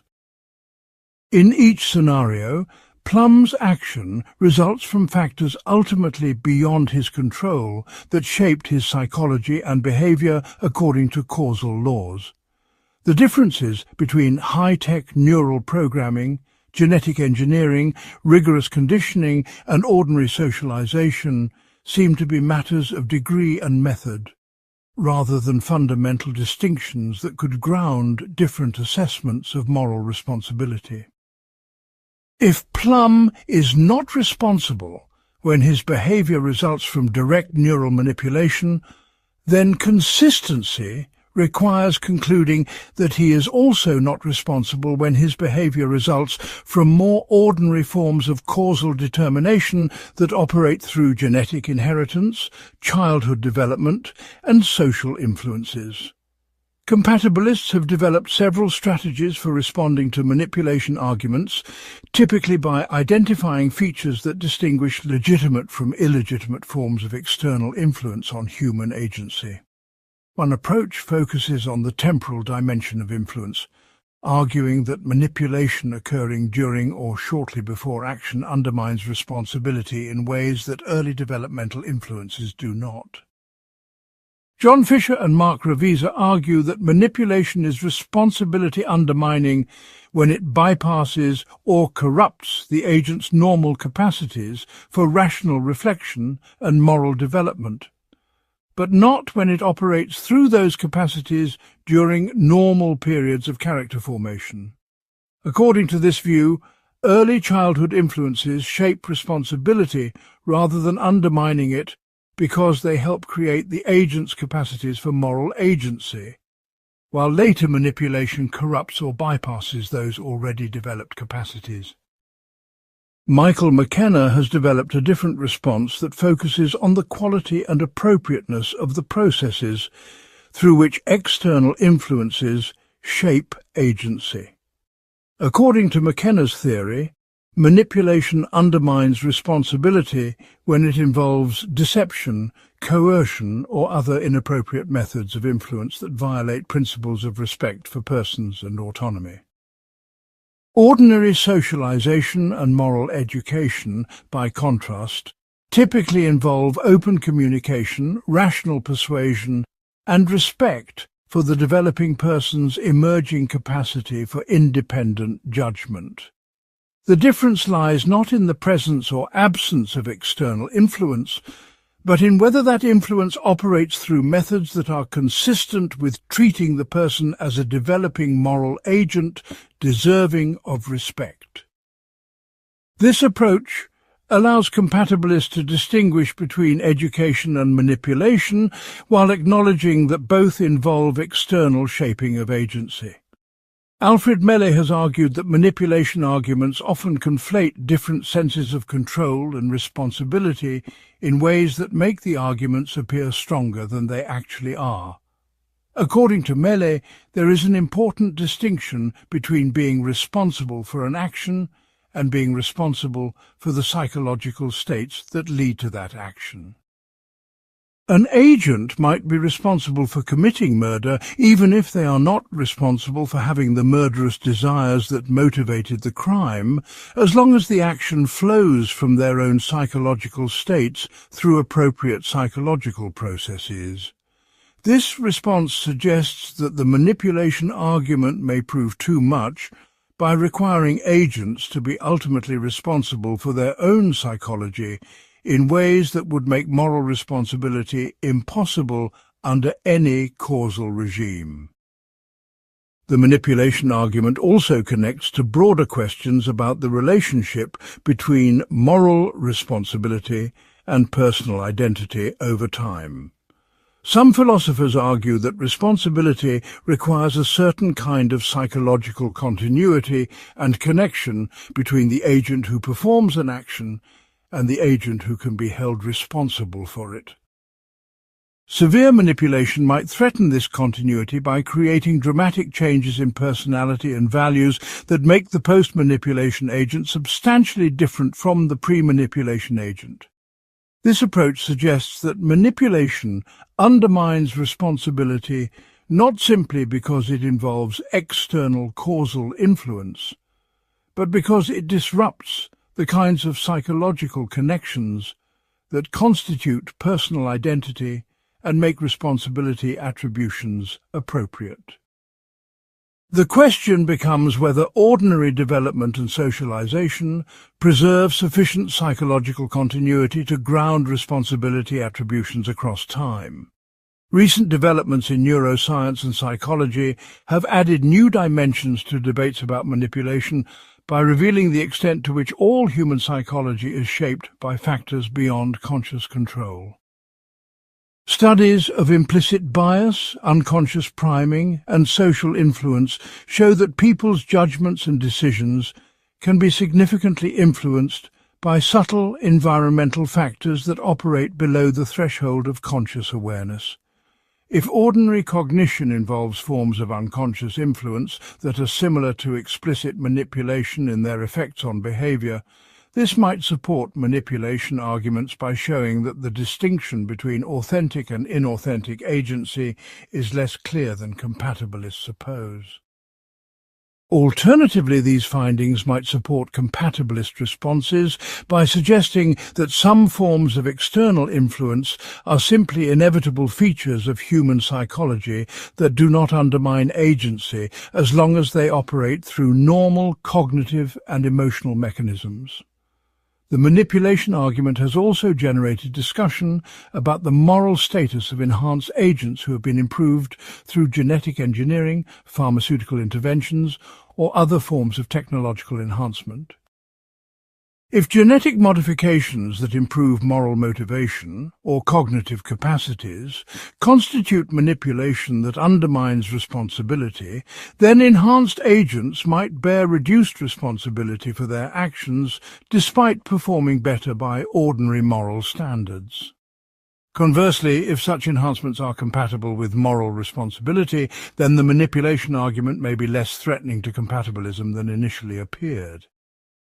These questions about enhancement connect manipulation arguments to broader issues in bioethics and philosophy of technology about the proper limits of human modification and improvement.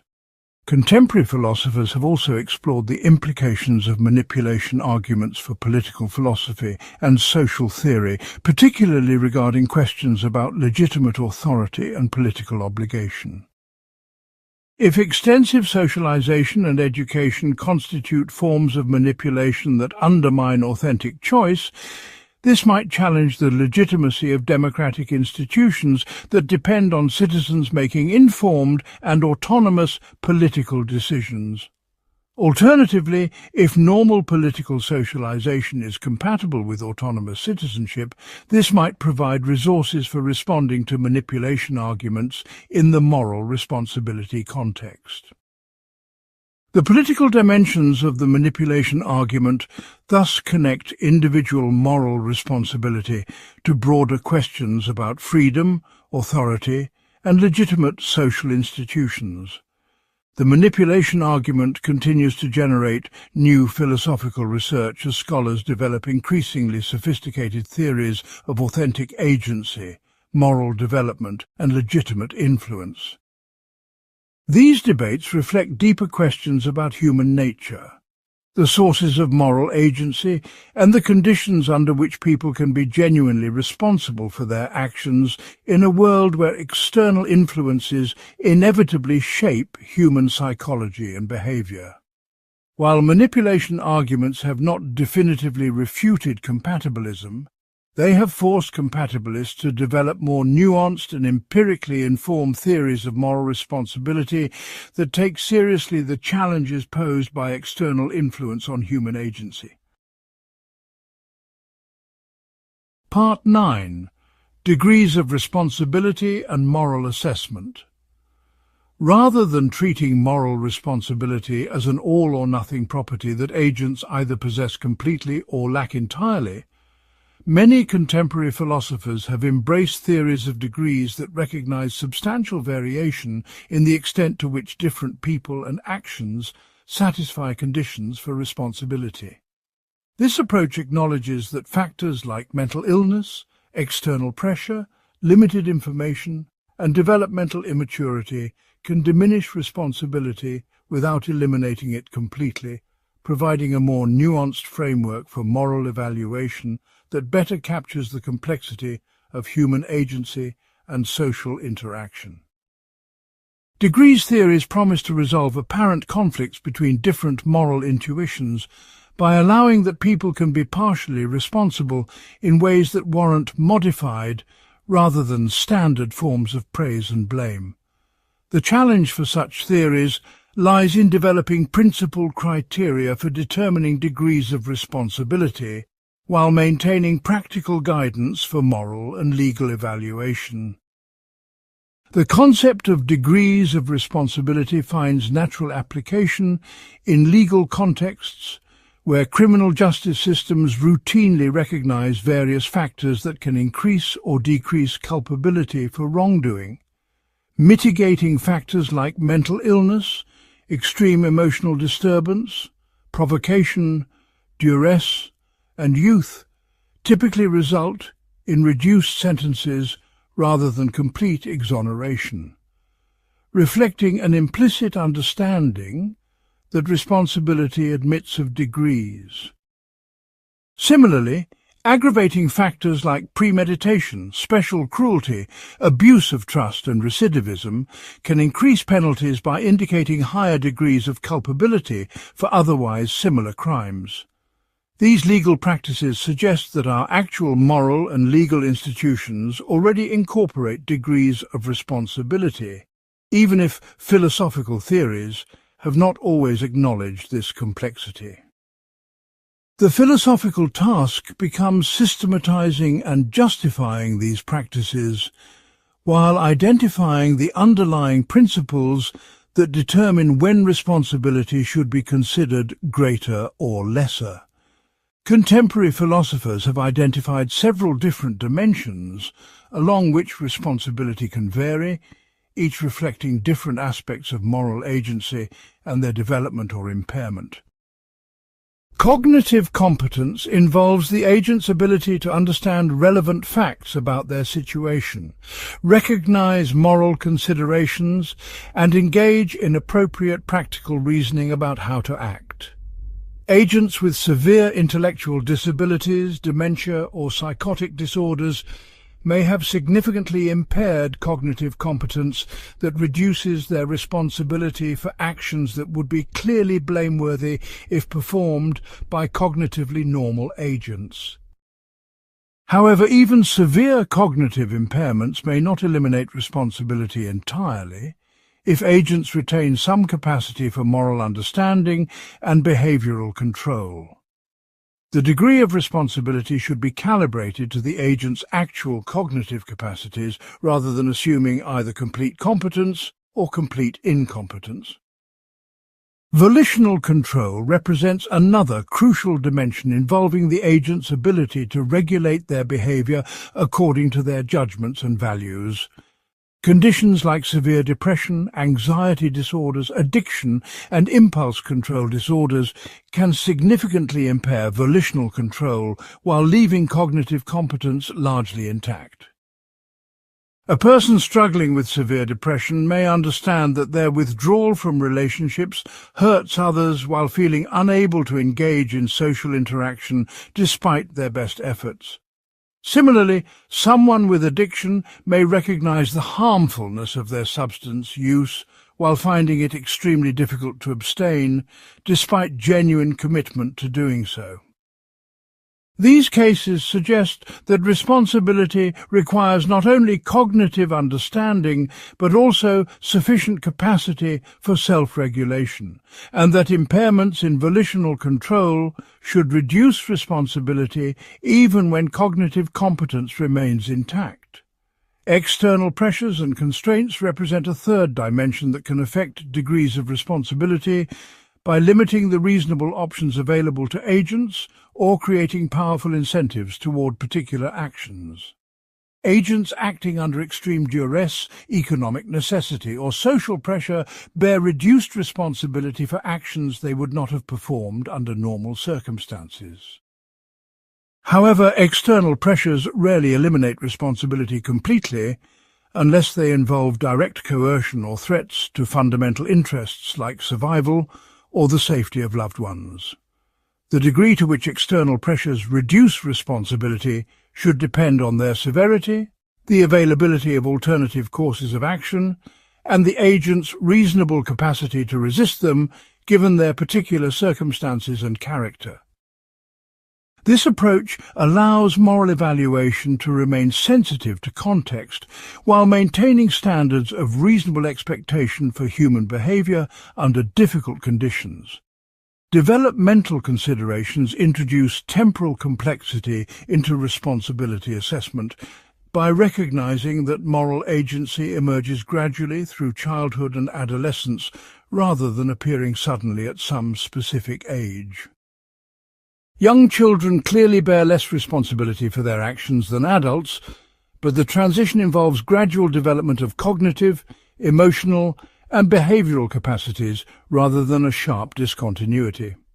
Adolescents may have adult-level cognitive abilities while still developing impulse control and emotional regulation, suggesting that their responsibility for risky or harmful behavior should be considered intermediate between childhood and adult levels.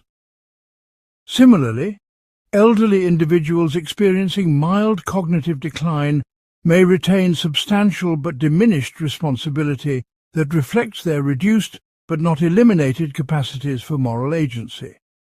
Developmental approaches to responsibility degrees thus require attention to the actual psychological capacities of agents at different life stages rather than relying on arbitrary age cutoffs or assumptions about universal competence. The social and cultural dimensions of moral agency add additional complexity to responsibility assessment by recognizing that agents develop and exercise their capacities within particular social contexts that can enhance or constrain moral agency in various ways.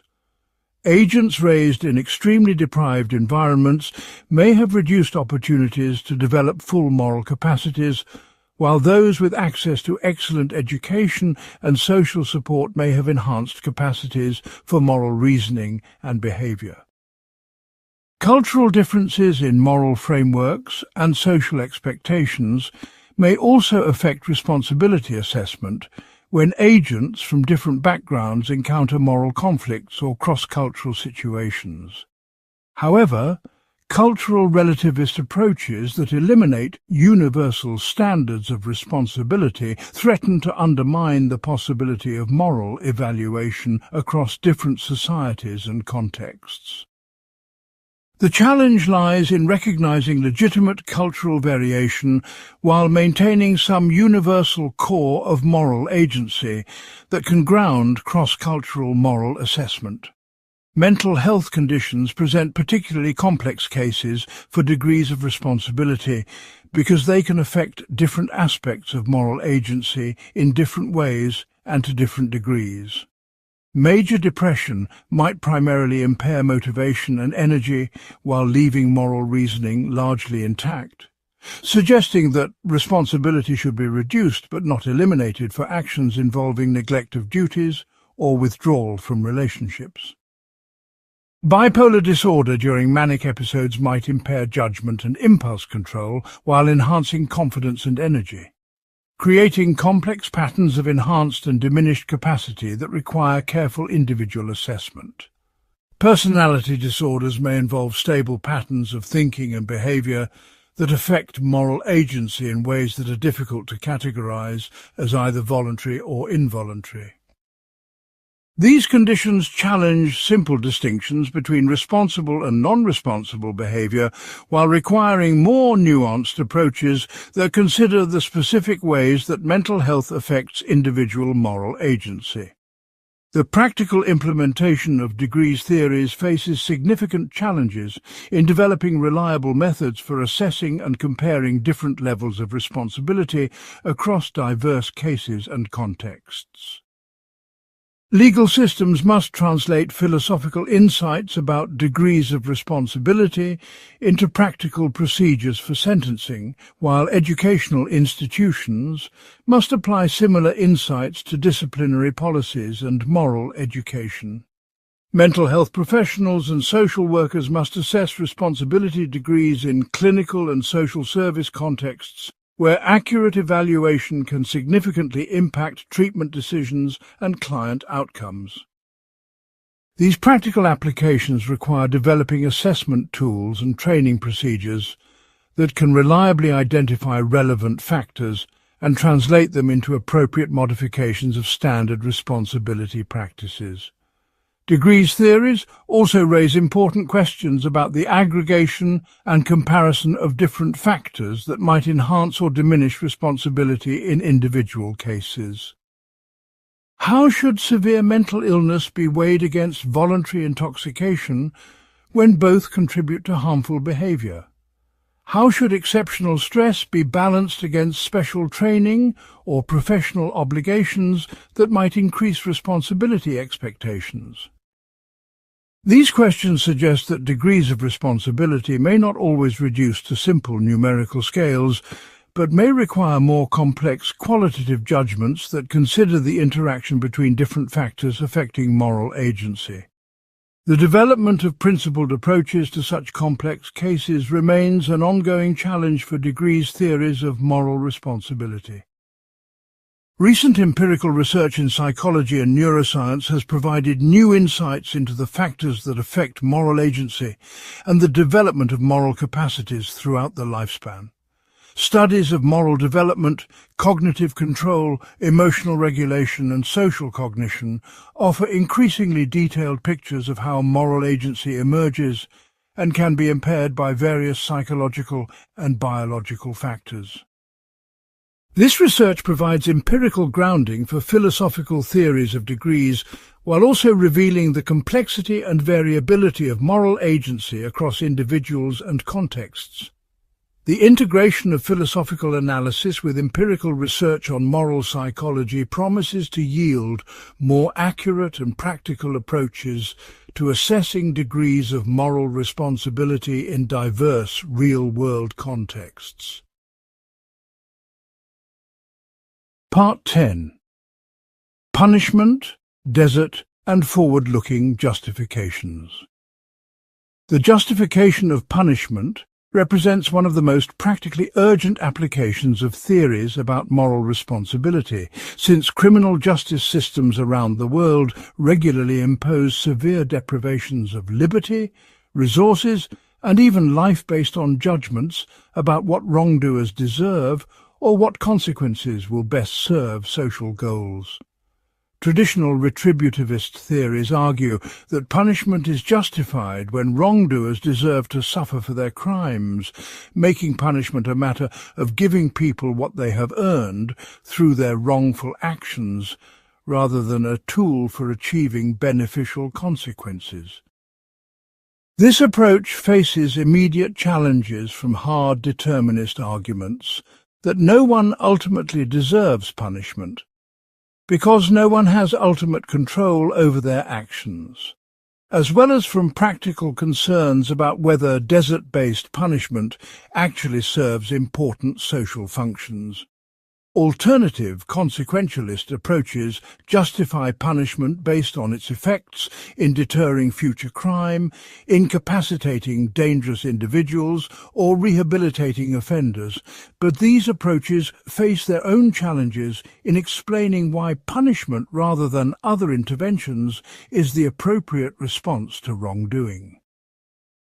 Classical retributivism, developed most systematically by philosophers like Immanuel Kant and more recently by Michael Moore and John Cottingham, holds that punishment is intrinsically good when it gives wrongdoers what they deserve, independent of any beneficial consequences it might produce.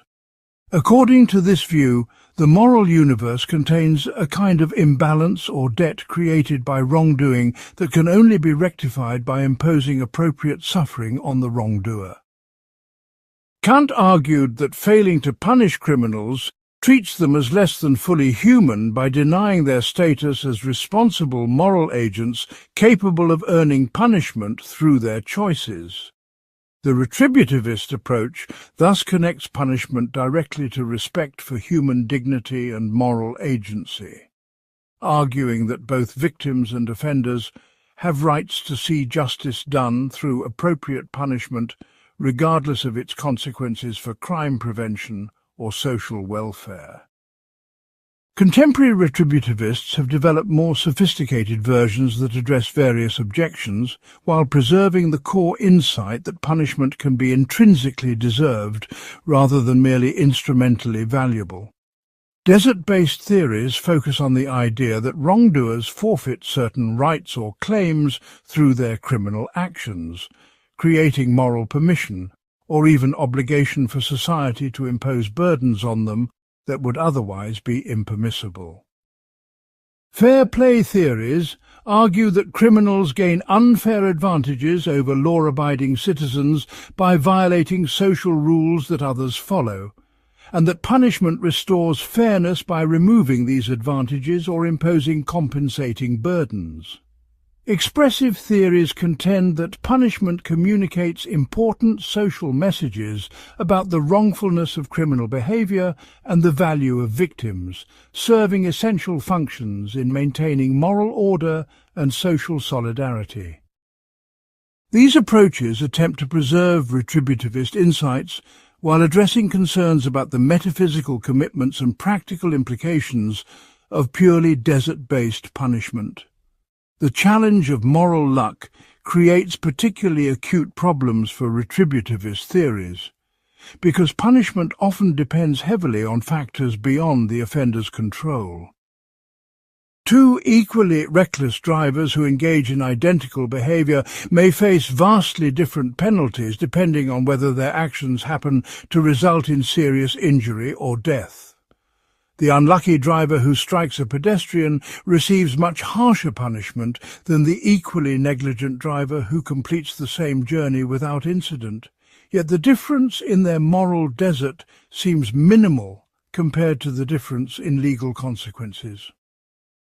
Some retributivists argue that this reflects appropriate moral evaluation because attempts and completed crimes differ in their moral significance, while others contend that punishment should focus primarily on the wrongdoer's intentions and character rather than on accidentally determined outcomes. The problem of moral luck thus forces retributivists to develop more nuanced theories about what exactly wrongdoers deserve and how external factors should influence punishment decisions. Hard determinist criticisms of retributive punishment focus on the claim that ultimate desert requires ultimate control over one's actions in a way that determinism makes impossible. If criminals' actions result from factors ultimately beyond their control, including genetics, upbringing, social circumstances, and immediate situational influences, then they do not deserve punishment any more than victims of natural disasters deserve their suffering. Dirk Pereboom and other hard determinists argue that retributive punishment based on ultimate desert is as inappropriate as punishing people for earthquakes or genetic diseases that cause harmful outcomes beyond anyone's control. This critique does not necessarily eliminate all justifications for punishment, but it does require shifting to forward-looking approaches that focus on preventing future harm rather than giving wrongdoers what they deserve for past actions. Consequentialist theories of punishment justify punitive practices based on their beneficial effects rather than on claims about desert or intrinsic justice. Deterrence theories argue that punishment prevents crime by creating costs that make criminal behaviour less attractive to potential offenders, both by directly influencing the person being punished and by providing examples that influence others. Incapacitation theories focus on preventing future crimes by physically restraining or monitoring dangerous individuals who pose ongoing threats to public safety. Rehabilitation theories aim to reduce reoffending by addressing the psychological, social, and economic factors that contribute to criminal behaviour and helping offenders develop skills and attitudes that support law-abiding lives. These approaches evaluate punishment practices based on their effectiveness in reducing crime and protecting society rather than on their relationship to moral desert or retributive justice. The utilitarian approach to punishment, developed most systematically by Jeremy Bentham and John Stuart Mill, treats punishment as justified when it produces greater overall happiness or well-being than alternative responses to crime.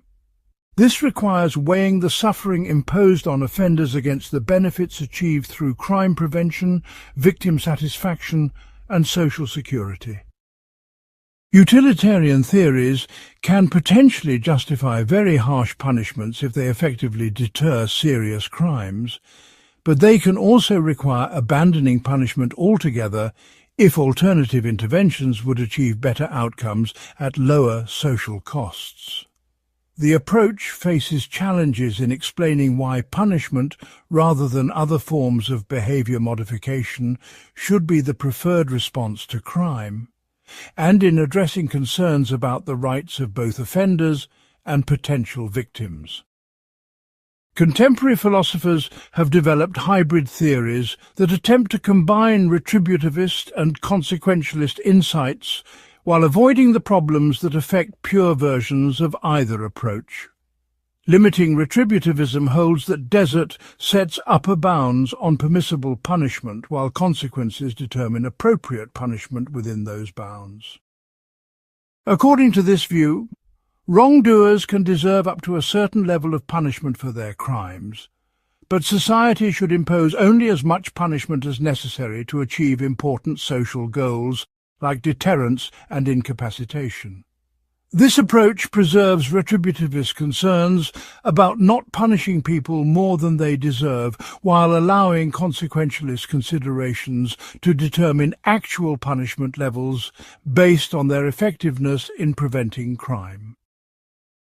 Communicative theories of punishment, developed by philosophers like Anthony Duff and Igor Primoratz, treat punishment as a form of moral communication between society and offenders, rather than as simple infliction of deserved suffering or behaviour modification. According to these theories, appropriate punishment communicates social condemnation of criminal behaviour while also expressing respect for offenders as moral agents capable of understanding and responding to moral reasons.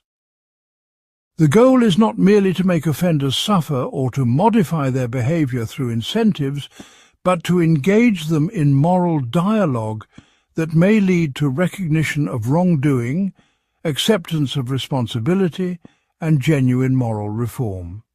This approach requires that punishment be proportionate to the seriousness of crimes and delivered in ways that respect offenders' dignity and agency, while clearly expressing social values and expectations.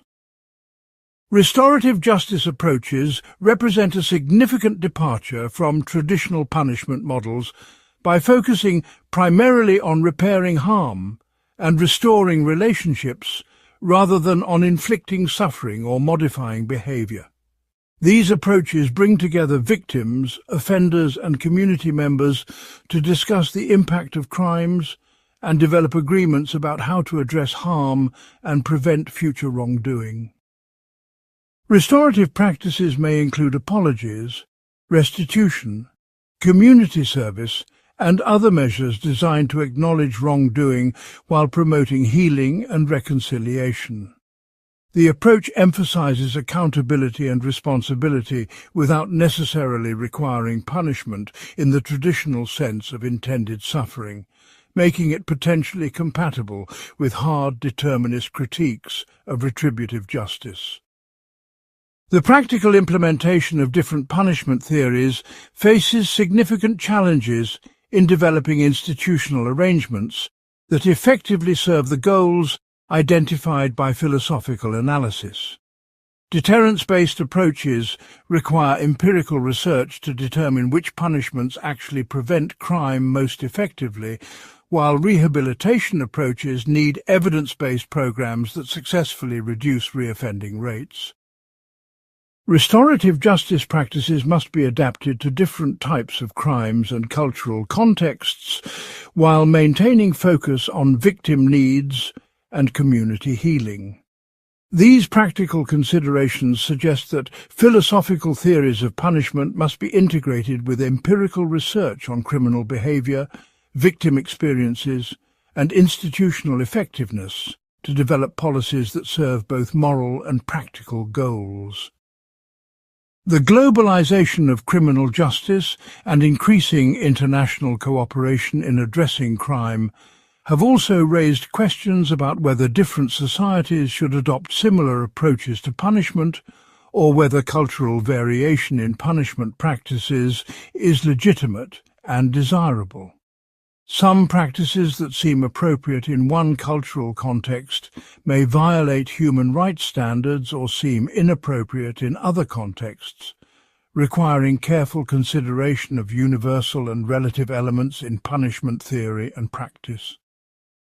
The development of international criminal law and human rights standards reflects attempts to identify universal principles that should constrain punishment practices while allowing for legitimate cultural variation in their implementation. Part 11. Neuroscience, Free Will, and the Illusion of Conscious Control.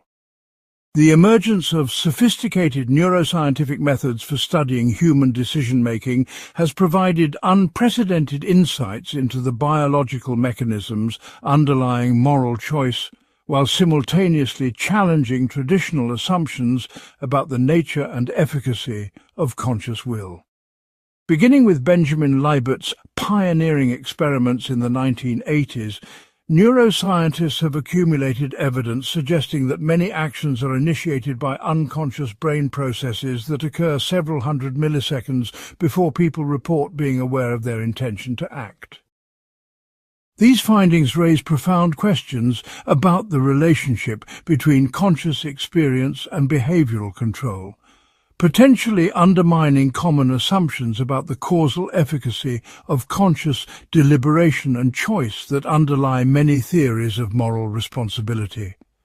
The neuroscientific challenge to free will thus represents not merely an abstract philosophical problem, but an empirical assault on our most basic beliefs about human agency and moral evaluation. Libert's original experiments involved participants performing simple voluntary movements, like flexing their wrists, while researchers measured both brain activity using electroencephalography and the participants' reports of when they first became aware of their intention to move. The crucial finding was that a characteristic pattern of brain activity called the readiness potential began approximately 550 milliseconds before participants reported conscious awareness of their intention and 350 milliseconds before the actual movement occurred. This temporal sequence suggests that unconscious brain processes initiate action before conscious awareness of intention, challenging the common assumption that conscious decisions cause behavior rather than merely accompanying or following unconscious neural events that are the real causes of action.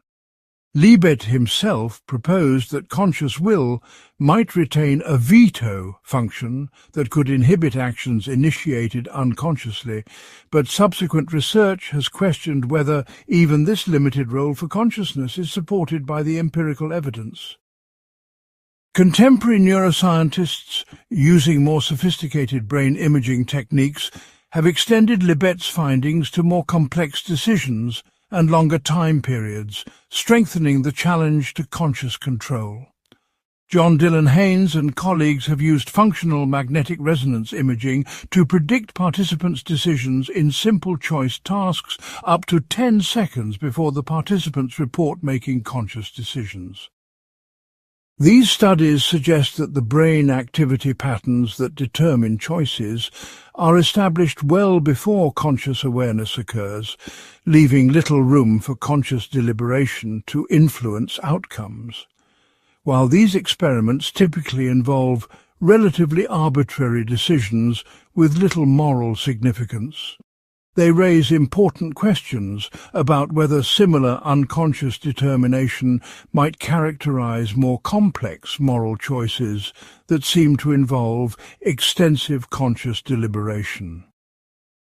The interpretation of neuroscientific findings about free will remains highly controversial, with philosophers and neuroscientists disagreeing about their implications for moral responsibility and human agency.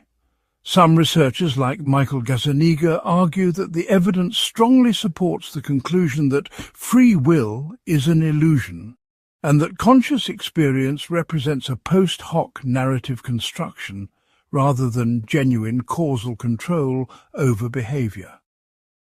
According to this view, the brain contains multiple subsystems that operate largely independently of conscious control, with consciousness serving primarily to create coherent stories about actions that have already been determined by unconscious processes. The feeling of making conscious choices reflects the brain's tendency to construct causal narratives that make sense of behavior rather than evidence of genuine conscious control over action. Other neuroscientists and philosophers argue that current experiments are too limited to support sweeping conclusions about the illusion of free will or the impossibility of moral responsibility. Alfred Meillet points out that Libet-style experiments typically involve arbitrary decisions that participants make in artificial laboratory conditions, and that the findings may not generalize to complex moral choices that involve substantial deliberation and consideration of competing values.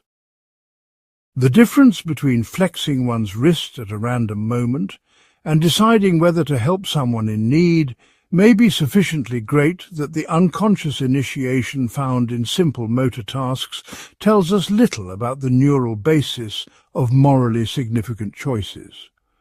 Additionally, the readiness potential and similar neural signals may represent preparation for possible action rather than irrevocable commitment to specific behaviors, leaving room for conscious control to influence whether prepared actions are actually executed.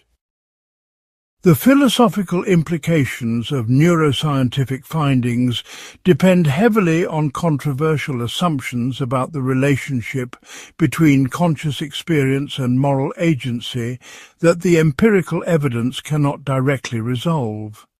Even if conscious decisions do not initiate action in the direct way that introspection suggests, consciousness might still play important causal roles in shaping the unconscious processes that do control behavior.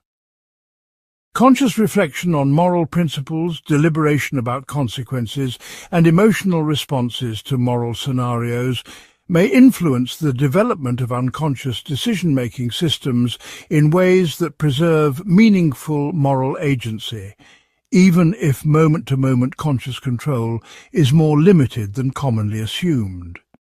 The question becomes whether moral responsibility requires conscious control over individual actions, or whether it is sufficient for consciousness to help shape the psychological systems that produce morally evaluable behavior.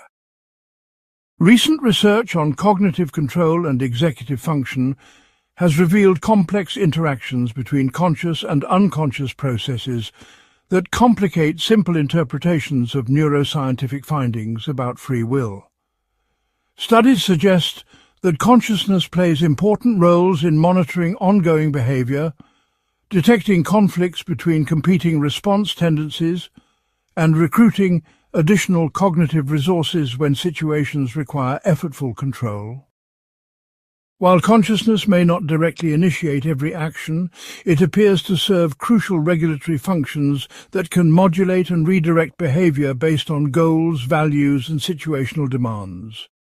These regulatory functions may be particularly important in moral contexts where people must override immediate impulses or self-interested motivations in order to act according to moral principles or concern for others' welfare. The neuroscience of moral decision-making has identified specific brain regions and networks that appear to be particularly important for moral cognition, including areas involved in emotional processing, theory of mind, and cognitive control. Damage to the ventromedial prefrontal cortex, for example, can dramatically alter moral judgment and behavior while leaving other cognitive abilities largely intact, suggesting that moral agency depends on the proper functioning of specific neural systems. These findings raise questions about the moral responsibility of individuals with brain injuries or neurological conditions that affect moral cognition, but they also provide insights into the biological basis of normal moral agency. The fact that moral behavior depends on particular brain mechanisms does not necessarily eliminate moral responsibility, but it does suggest that responsibility may be more variable and context-dependent than traditional theories assume. Psychiatric conditions that affect decision-making and impulse control provide natural experiments that illuminate the relationship between neuroscience and moral responsibility. Disorders like schizophrenia, bipolar disorder, antisocial personality disorder, and addiction involve alterations in brain function that can significantly impact moral behavior while affecting different aspects of cognition and control in different ways.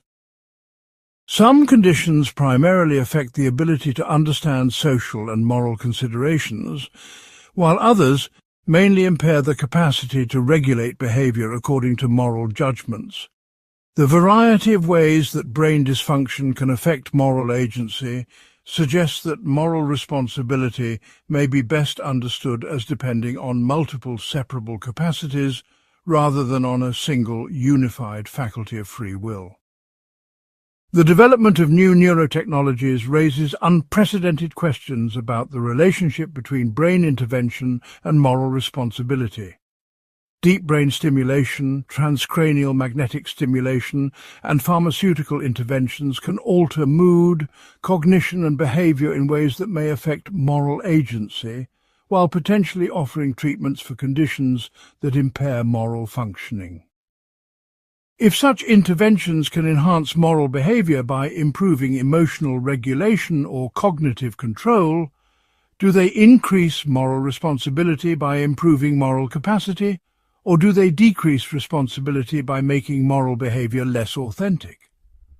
Similarly, if interventions can temporarily impair moral judgment or impulse control, how should this affect legal and moral evaluation of actions performed under their influence?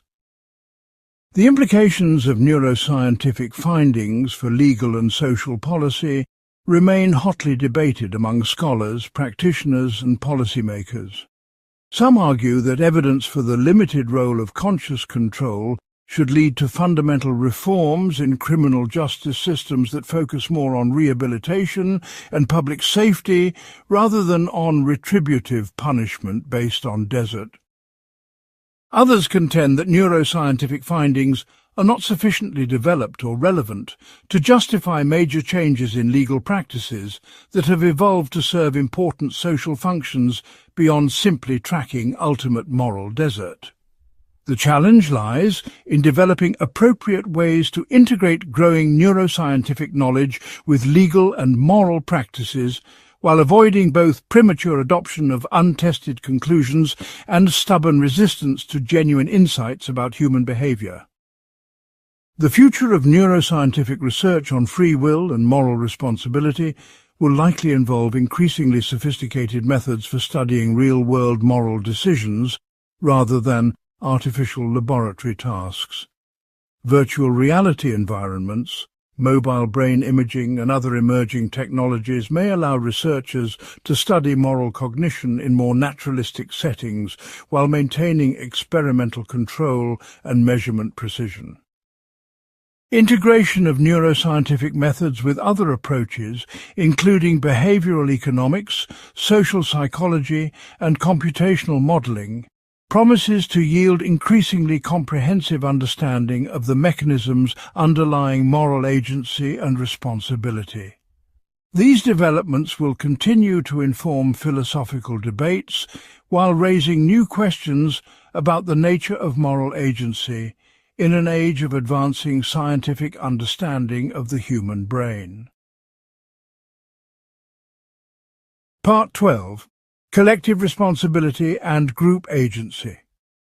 The moral evaluation of groups, institutions, and collective entities presents complex challenges that extend beyond individual moral responsibility while raising fundamental questions about the nature of agency and the proper scope of moral assessment.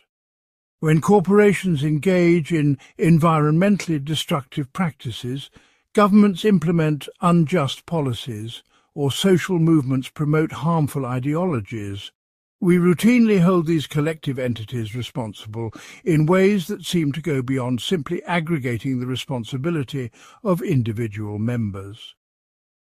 Yet, the metaphysical status of group agency remains deeply puzzling. Since groups lack the kinds of unified consciousness and decision-making processes that seem central to individual moral responsibility. The challenge lies in developing coherent theories of collective responsibility that can account for our practices of evaluating groups morally while avoiding problematic implications about group minds or collective consciousness that seem scientifically implausible. Contemporary philosophers have identified several distinct types of collective responsibility that involve different relationships between groups and their members. Moral responsibility as a group involves cases where groups function as genuine moral agents, with their own decision-making processes, values, and capacity for moral evaluation that goes beyond the mental states of individual members. Moral responsibility for a group involves cases where individuals bear responsibility for the actions or character of groups to which they belong, even when they did not directly participate in specific harmful actions. Shared moral responsibility involves cases where multiple individuals bear responsibility for outcomes that result from their collective actions, with each individual bearing partial rather than complete responsibility for the overall result. These distinctions help clarify different ways that moral responsibility can involve multiple agents while avoiding confusion between genuinely different phenomena.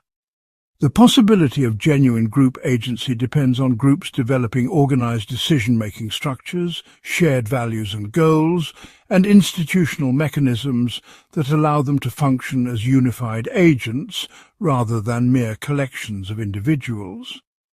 Philip Pettit and Christian List have argued that groups can qualify as genuine agents when they possess the capacity for representational states, motivational states, and rational processes that allow them to form beliefs, set goals, and choose actions based on reasons. Corporations with clear governance structures, decision-making procedures, and institutional policies may qualify as group agents in ways that informal social gatherings or statistical populations do not. The key insight is that group agency emerges from organizational structures rather than from mysterious group minds or collective consciousness that would violate naturalistic assumptions about the world. Large-scale institutions like governments, corporations, and universities provide paradigmatic examples of entities that may qualify for moral evaluation as unified agents rather than merely as collections of individuals. When a pharmaceutical company deliberately conceals evidence about dangerous side effects of its products, the decision typically emerges from complex institutional processes involving multiple individuals at different organizational levels. While particular executives, researchers, and marketing personnel bear individual responsibility for their contributions, the overall pattern of institutional behavior may reflect corporate values and decision-making processes that go beyond the intentions and choices of any individual members. The corporation as an entity may bear moral responsibility for promoting profits over public health in ways that individual employees might not fully understand or endorse. The temporal dimension of collective responsibility creates additional complexity because groups can persist and evolve over long periods while their membership changes substantially. Contemporary nations may bear some form of collective responsibility for historical injustices like slavery, genocide, or colonial exploitation, even though their current populations include many people whose ancestors were not involved in the original wrongdoing. The persistence of institutional structures, cultural patterns, and economic benefits from past injustices may create ongoing collective responsibility that extends beyond the individual responsibility of current members. However, the extent and nature of such responsibility remains controversial, particularly regarding questions about appropriate forms of acknowledgement, apology, and reparation for historical wrongs. Democratic societies face particular challenges in assigning collective responsibility because democratic institutions are designed to reflect the will of citizens, while individual citizens may have limited influence over collective decisions. When democratic governments engage in unjust wars, implement discriminatory policies, or fail to address urgent social problems, the extent to which ordinary citizens bear responsibility depends on complex questions about democratic participation, political knowledge, and individual efficacy. Citizens who vote for leaders who implement harmful policies bear some responsibility for those policies, but the degree of responsibility may depend on their level of political engagement, access to accurate information, and reasonable alternatives available to them. The challenge is particularly acute in cases where citizens disapprove of government actions but lack effective means to prevent or change them through normal democratic processes. Military organizations provide complex cases for collective responsibility because they involve structured hierarchies with clear command relationships while requiring individual soldiers to make moral decisions under extreme conditions.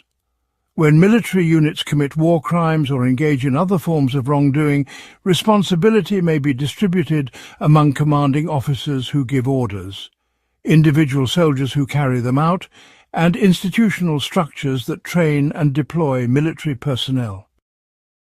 The doctrine of superior orders provides some excuse for soldiers who obey clearly illegal commands, but it does not eliminate individual responsibility entirely, particularly when orders require actions that obviously violate moral and legal norms. The challenge lies in appropriately distributing responsibility among different levels of military hierarchy while maintaining standards of individual moral agency and institutional accountability. Corporate responsibility has become increasingly important as large corporations exercise significant influence over environmental, economic and social conditions while operating across multiple legal jurisdictions with varying regulatory standards. When corporations engage in practices that cause environmental damage, exploit workers, or deceive consumers, the question arises whether they bear moral responsibility as institutions independent of the legal and economic consequences they face. Corporate social responsibility movements argue that businesses have moral obligations that go beyond legal compliance and profit maximization, while critics contend that only individuals can bear genuine moral responsibility, and that corporate behavior should be regulated through legal and market mechanisms rather than moral evaluation. The debate reflects deeper questions about whether economic institutions should be subject to moral assessment or whether moral evaluation should be limited to individual agents within those institutions. Social movements and informal groups present particular challenges for collective responsibility because they may lack clear organizational structures while still promoting harmful or beneficial social changes. When social movements contribute to positive changes like civil rights advancement or environmental protection, the attribution of credit to the movement as a whole versus individual activists raises questions about how collective achievements should be evaluated morally. Similarly, when social movements promote harmful ideologies or engage in destructive actions, the question arises whether members bear responsibility for outcomes they may not have directly intended or foreseen.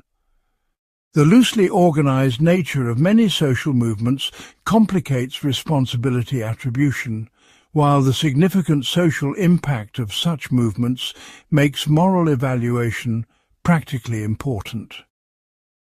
Intergenerational collective responsibility involves cases where current group members bear some form of responsibility for the actions of previous generations, or for ongoing patterns of harm that began before their involvement. This type of responsibility is particularly relevant to issues like climate change, where current emissions contribute to ongoing environmental damage, while past emissions by previous generations created much of the current problem. Similarly, ongoing patterns of racial discrimination may involve current institutional practices that perpetuate historical injustices, while individual members of institutions may not have created the discriminatory patterns they now help maintain. The question becomes whether people can bear moral responsibility for being part of harmful collective patterns, even when they did not initiate those patterns and may be working to change them. The practical implications of collective responsibility theory affect many areas of law, policy and social organization, including corporate governance, criminal justice approaches to organized crime, international law regarding state responsibility, and social policies addressing historical injustices. Legal systems have developed various mechanisms for holding collective entities accountable, including corporate criminal liability, civil penalties for institutional wrongdoing, and international tribunals for addressing state-sponsored human rights violations. However, the relationship between legal and moral collective responsibility remains complex, with legal practices often serving practical functions that may not directly track moral desert or collective agency. The challenge lies in developing institutional mechanisms that appropriately recognize collective responsibility while preserving individual rights and maintaining practical effectiveness in addressing collective harms. Recent developments in social psychology and organizational behavior have provided empirical insights into how groups make decisions and develop shared values that may inform philosophical theories of collective responsibility. Research on phenomena like groupthink, diffusion of responsibility, and organizational culture reveals how group processes can influence individual behavior while creating patterns of collective action that may not reflect the intentions or values of individual members.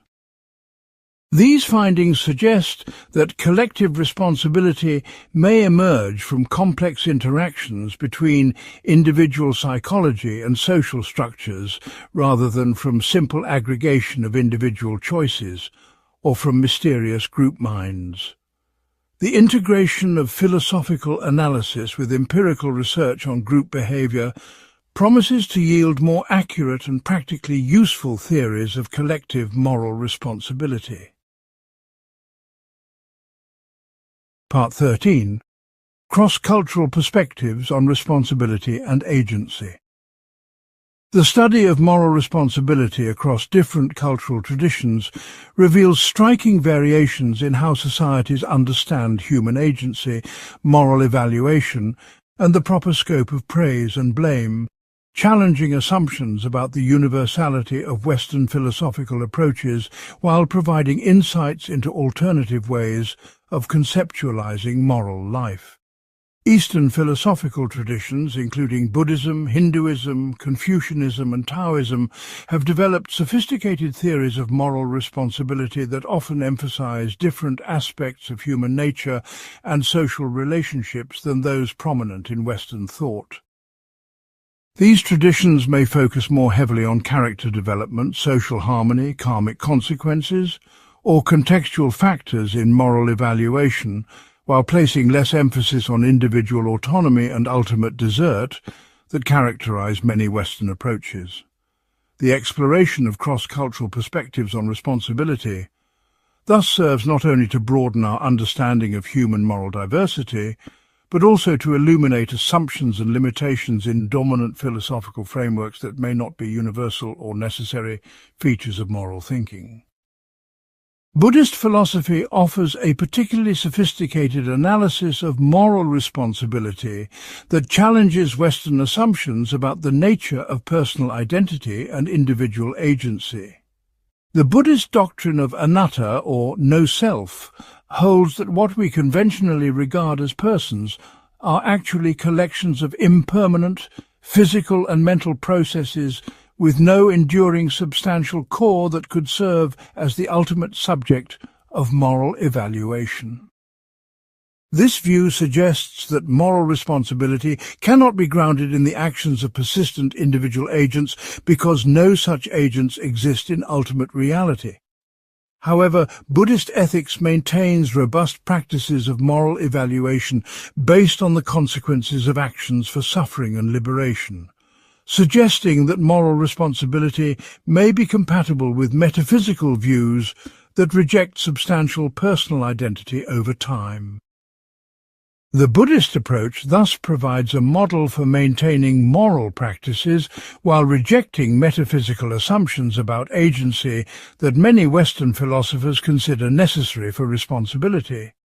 The Buddhist concept of karma provides an alternative framework for understanding moral responsibility that emphasizes the natural consequences of actions rather than punishment or reward administered by external authorities. According to karmic theory, moral and immoral actions naturally produce consequences for the agent through causal mechanisms that operate across lifetimes, ensuring that wrongdoing eventually results in suffering for the wrongdoer, while virtuous actions lead to beneficial outcomes. This approach eliminates many problems associated with moral luck, because karmic consequences depend on intentions and character rather than on accidental outcomes.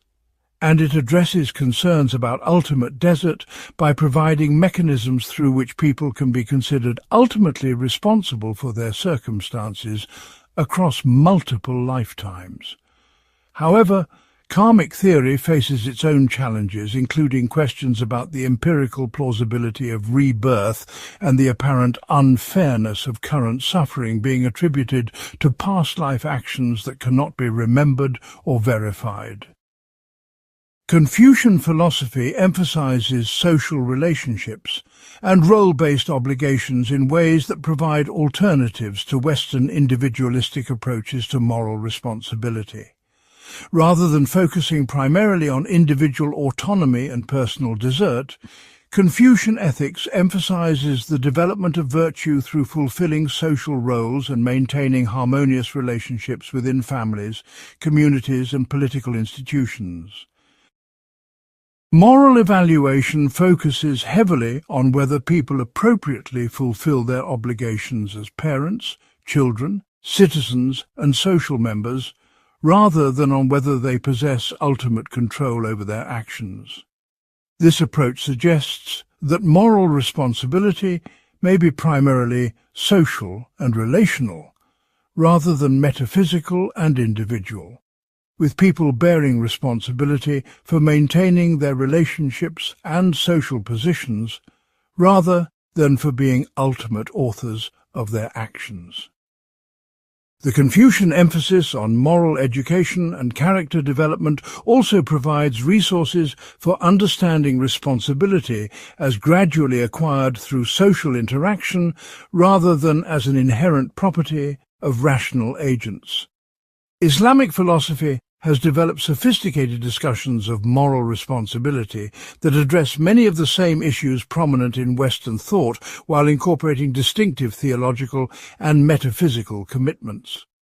The tension between divine sovereignty and human responsibility represents a central challenge in Islamic thought, with different schools developing various approaches to reconciling belief in an omniscient and omnipotent God with practices of moral evaluation and divine judgment.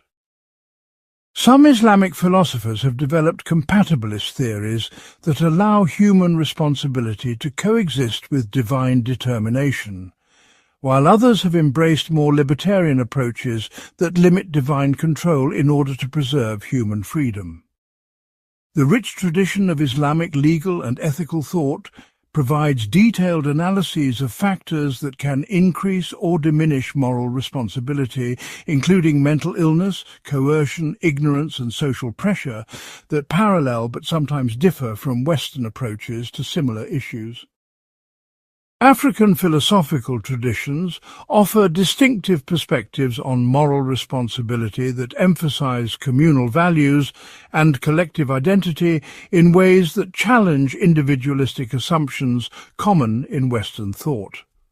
The Ubuntu philosophy, prominent in Southern African cultures, expresses the idea that persons become fully human through their relationships with others, suggesting that individual identity and moral agency are fundamentally social phenomena rather than properties of isolated individuals. This perspective implies that moral responsibility may be distributed across communities rather than concentrated in individuals, with people bearing responsibility for contributing to communal well-being and social harmony rather than simply for their individual actions and intentions. The Ubuntu approach also emphasizes restorative rather than retributive responses to wrongdoing, focusing on healing relationships and restoring social balance rather than on punishing wrongdoers based on individual desert.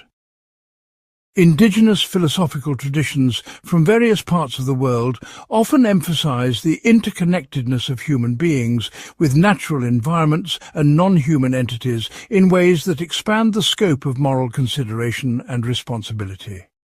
Many Native American philosophical traditions view humans as part of larger webs of relationships that include animals, plants, natural forces, and spiritual entities, creating obligations to maintain balance and harmony with the natural world.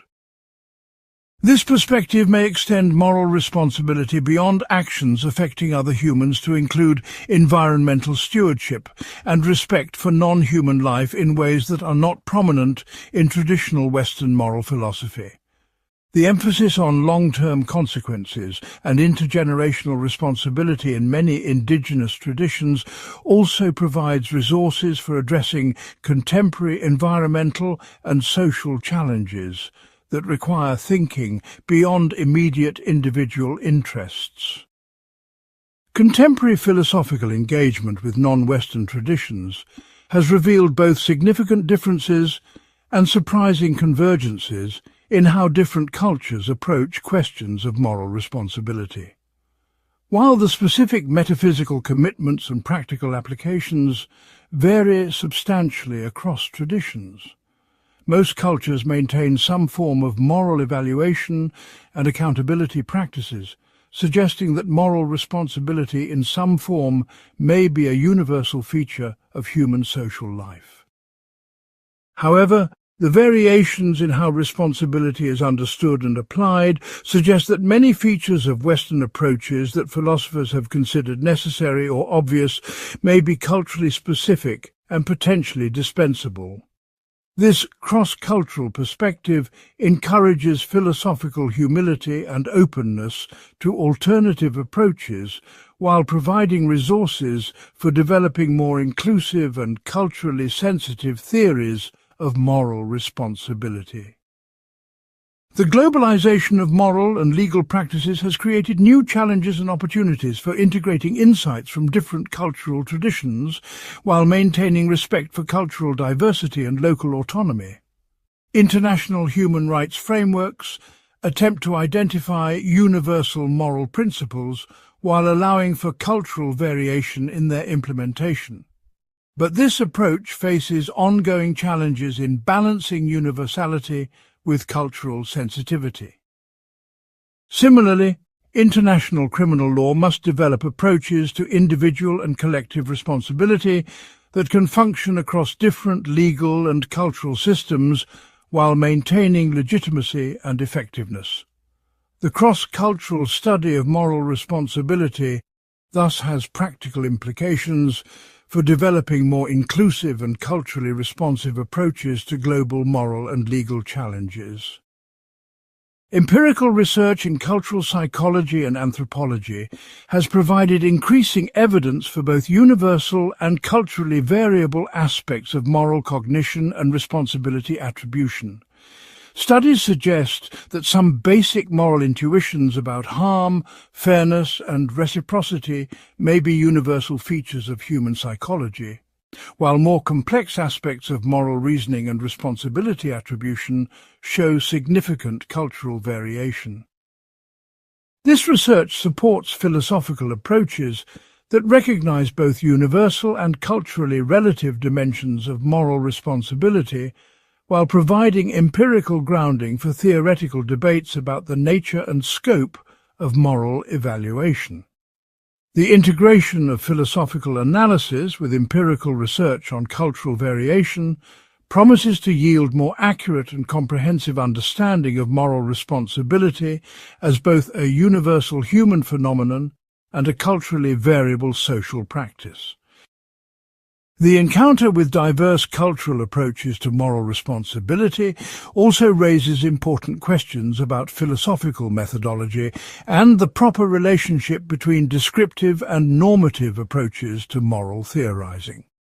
Should philosophical theories of moral responsibility aim to systematize and refine existing cultural practices, or should they provide independent critical standards for evaluating and potentially reforming those practices? How should philosophers balance respect for cultural diversity with commitment to universal moral principles and critical evaluation of harmful practices? These methodological questions suggest that cross-cultural engagement with moral responsibility requires not only substantive theoretical work, but also careful reflection on the goals and methods of moral philosophy itself. Part 14. Moral responsibility in extreme situations. Extreme situations involving life-threatening danger, severe deprivation, overwhelming social pressure, or complete breakdown of normal social institutions create unique challenges for moral evaluation that test the limits of ordinary theories of moral responsibility. When people face immediate threats to survival, impossible moral dilemmas, or circumstances that eliminate most normal options for moral action, questions arise about whether standard criteria for responsibility remain applicable or whether extreme conditions require modified approaches to moral evaluation. Historical examples, including wartime atrocities, survival scenarios, totalitarian regimes, and natural disasters, reveal how extreme circumstances can both reveal admirable moral courage and lead to moral failures that seem difficult to judge by ordinary standards. The philosophical challenge lies in developing approaches to moral responsibility that can account for the ways that extreme situations affect human agency, while maintaining meaningful standards for moral evaluation when they are most urgently needed. Wartime conditions provide paradigmatic examples of extreme situations that simultaneously create opportunities for moral heroism and pressures toward moral compromise or failure. The Holocaust and other genocidal atrocities raise profound questions about the moral responsibility of perpetrators, bystanders, and victims under conditions of extreme social pressure and institutional breakdown. Ordinary citizens who participated in or failed to resist systematic murder face choices between personal safety and moral principle under circumstances that most people never encounter and can barely imagine. While some individuals demonstrated extraordinary moral courage by risking their lives to help victims, others became complicit in atrocities through a combination of fear, conformity, and gradual moral corruption that challenges simple judgments about individual responsibility. The question becomes whether people can be held fully responsible for moral failures under conditions that would likely compromise the moral behavior of most ordinary individuals. Stanley Milgram's famous obedience experiments provide controlled evidence about how situational pressures can influence moral behavior in ways that challenge individual responsibility attributions. Participants who were instructed by an authority figure to administer apparently dangerous electric shocks to other participants showed surprisingly high rates of compliance despite obvious moral objections to causing harm. While the experimental situation was artificial and less extreme than real-world atrocities, the findings suggest that ordinary people may be much more susceptible to situational influences on moral behavior than commonly assumed. This research raises questions about whether individual character traits and moral principles provide sufficient foundation for moral responsibility, or whether situational factors must be given greater weight in moral evaluation. The implications extend beyond experimental settings to real-world contexts, where people face pressure from employers, governments, or social groups to engage in questionable or harmful behavior. Survival situations create moral dilemmas where basic human needs conflict with moral principles in ways that may excuse or justify actions that would be clearly wrong under normal circumstances. The famous case of the Donner Party, where travellers stranded in the mountains during winter resorted to cannibalism to survive, raises questions about whether extreme necessity can justify actions that violate fundamental moral taboos. Similarly, lifeboat scenarios where limited resources force choices about who will live or die challenge ordinary principles of equality and respect for persons. Legal systems recognize necessity as a potential defense for otherwise criminal actions, but the boundaries of such defenses remain controversial, and the moral evaluation of survival-motivated behavior may differ from legal evaluation. The question is whether moral principles should be understood as absolute constraints that apply regardless of consequences, or as guidelines that may be overridden when basic human needs are at stake. Totalitarian political systems create systematic pressures toward moral compromise by making survival and basic welfare dependent on cooperation with unjust institutions while severely punishing moral resistance. Citizens living under such regimes face ongoing conflicts between moral principles and practical necessity that can gradually erode moral sensibility and corrupt character over time. The moral evaluation of collaboration with unjust regimes must consider both the external pressures that make resistance extremely costly and the internal processes through which people adapt to morally compromised situations. Some individuals maintain moral integrity despite severe personal costs, while others become willing participants in institutional wrongdoing through processes of rationalization and gradual habituation to moral compromise. The challenge lies in appropriately balancing recognition of legitimate pressures toward collaboration with maintenance of standards that preserve moral evaluation and encourage resistance when possible. Child soldiers and other minors who commit serious crimes under extreme conditions present particularly complex cases for moral responsibility because they combine developmental limitations with exposure to extreme pressures and traumatic experiences. Children recruited into armed groups may commit terrible violence while lacking the cognitive and emotional development that normally grounds full moral responsibility. Their actions may result from a combination of coercion, indoctrination, psychological manipulation, and adaptive responses to traumatic circumstances that significantly compromise their capacity for moral agency. Yet treating child soldiers as completely non-responsible may fail to acknowledge their victimization, while also potentially undermining efforts at reconciliation and reintegration in post-conflict societies. The appropriate response may involve modified forms of responsibility that recognize diminished capacity while still maintaining accountability and opportunities for moral education and character development. Natural disasters and emergency situations can reveal both moral heroism and moral failure, while creating conditions that test ordinary moral principles and social institutions. During Hurricane Katrina, some individuals risked their lives to help strangers, while others engaged in looting and violence that took advantage of social breakdown and reduced law enforcement. The extreme conditions created both opportunities for extraordinary altruism and temptations toward antisocial behavior that revealed aspects of human nature not normally visible under ordinary circumstances. The moral evaluation of behavior during disasters must consider both the extraordinary pressures and opportunities created by emergency conditions and the way that such conditions can bring out either the best or worst aspects of human character. The challenge is distinguishing between behavior that reflects temporary responses to extreme stress and behavior that reveals deeper aspects of moral character that deserve praise or blame.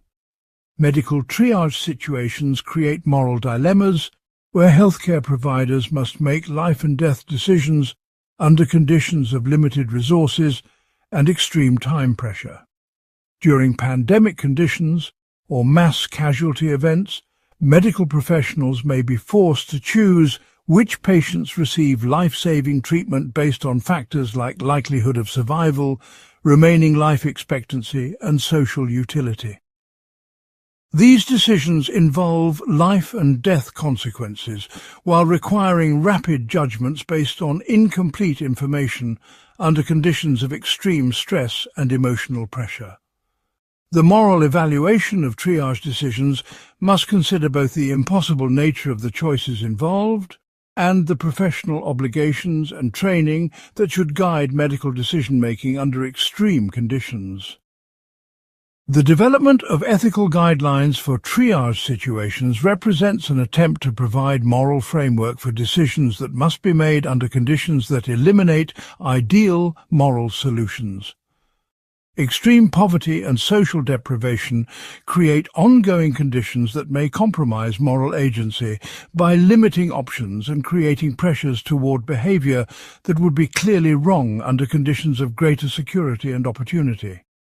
When people lack access to basic necessities like food, shelter, healthcare, and education, they may engage in illegal or harmful activities as survival strategies rather than as expressions of moral character. The moral evaluation of such behavior must consider both the constraining effects of extreme deprivation and the way that social conditions can systematically undermine the development of moral capacities and opportunities for moral action. This raises broader questions about social responsibility for creating conditions that support moral agency, and the extent to which individual moral responsibility depends on social arrangements that provide adequate opportunities for moral development and action. Post-traumatic stress and other psychological responses to extreme experiences can significantly affect moral agency by altering cognitive and emotional functioning in ways that persist long after the extreme situation has ended. Veterans returning from combat, survivors of violent crime or abuse, and others who have experienced severe trauma may show lasting changes in moral judgment, emotional regulation, and behavioral control that affect their capacity for moral agency. The moral evaluation of actions by trauma survivors must consider both the lasting effects of extreme experiences and the possibility of recovery and moral growth through appropriate treatment and support. This connects extreme situation ethics to broader questions about mental health and moral responsibility, while highlighting the importance of social support for moral recovery and development. The study of moral behavior in extreme situations has important implications for moral education, institutional design, and social policy, by revealing both the fragility and resilience of moral agency under pressure. Understanding how extreme conditions affect moral behavior can inform efforts to prepare people for moral challenges, design institutions that support moral action under difficult conditions, and create social arrangements that minimize the occurrence of extreme situations that compromise moral agency. The goal is not to excuse moral failure under extreme conditions, but to develop more realistic and effective approaches to supporting moral behavior when it is most difficult and most important. Part 15. Moral Development and Responsibility Across the Lifespan. The gradual emergence of moral agency through childhood and its potential decline in old age raises fundamental questions about when and to what extent people become and remain capable of full moral responsibility. Rather than treating moral responsibility as a fixed property that people either possess or lack completely, developmental approaches recognize that the capacities underlying moral agency emerge gradually through complex interactions between biological maturation, social learning, and environmental support. This perspective suggests that moral responsibility itself should be understood as a developmental achievement that can be enhanced or impaired by various factors throughout the human lifespan, rather than as an innate capacity that automatically appears at a certain age. The challenge lies in developing theories that can track these developmental changes while providing practical guidance for legal, educational and social institutions that must make decisions about appropriate expectations and consequences for people at different life stages. Early childhood represents a period when the basic capacities for moral agency are beginning to emerge, but remain significantly limited compared to adult capabilities. Young children show early signs of moral understanding, including emotional responses to harm, basic concepts of fairness, and rudimentary abilities to understand others' mental states, but they lack the cognitive sophistication and emotional regulation that characterize mature moral agency. Piaget's pioneering research on moral development revealed systematic changes in how children understand rules, justice and responsibility as they develop more sophisticated cognitive abilities and social understanding. Very young children may understand moral rules as fixed external constraints imposed by authorities, while older children and adolescents develop more flexible and principled approaches to moral reasoning that can consider intentions, circumstances, and competing moral considerations.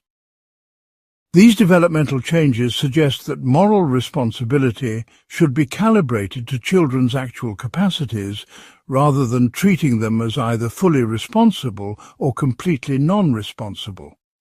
Lawrence Kohlberg's influential stage theory of moral development identified systematic progressions in moral reasoning from early childhood through adulthood that suggest different levels of moral sophistication and responsibility.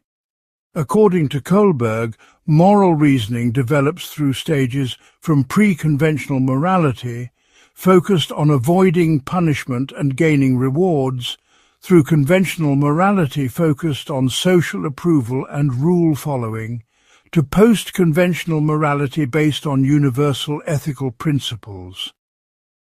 While Kohlberg's specific stage model has been criticized for cultural bias and empirical limitations, the general insight that moral reasoning develops through predictable patterns has influenced educational practices and legal policies regarding youth responsibility.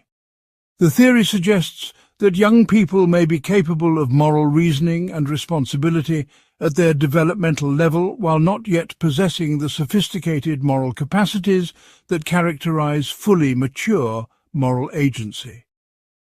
Adolescence represents a particularly complex period for moral responsibility because teenagers often possess adult-level cognitive abilities while still developing emotional regulation, impulse control, and long-term planning capacities. Neuroscientific research has revealed that brain regions responsible for cognitive control and decision-making continue developing well into the 20s, suggesting that adolescent behavior may be influenced by biological factors that limit their capacity for mature moral judgment.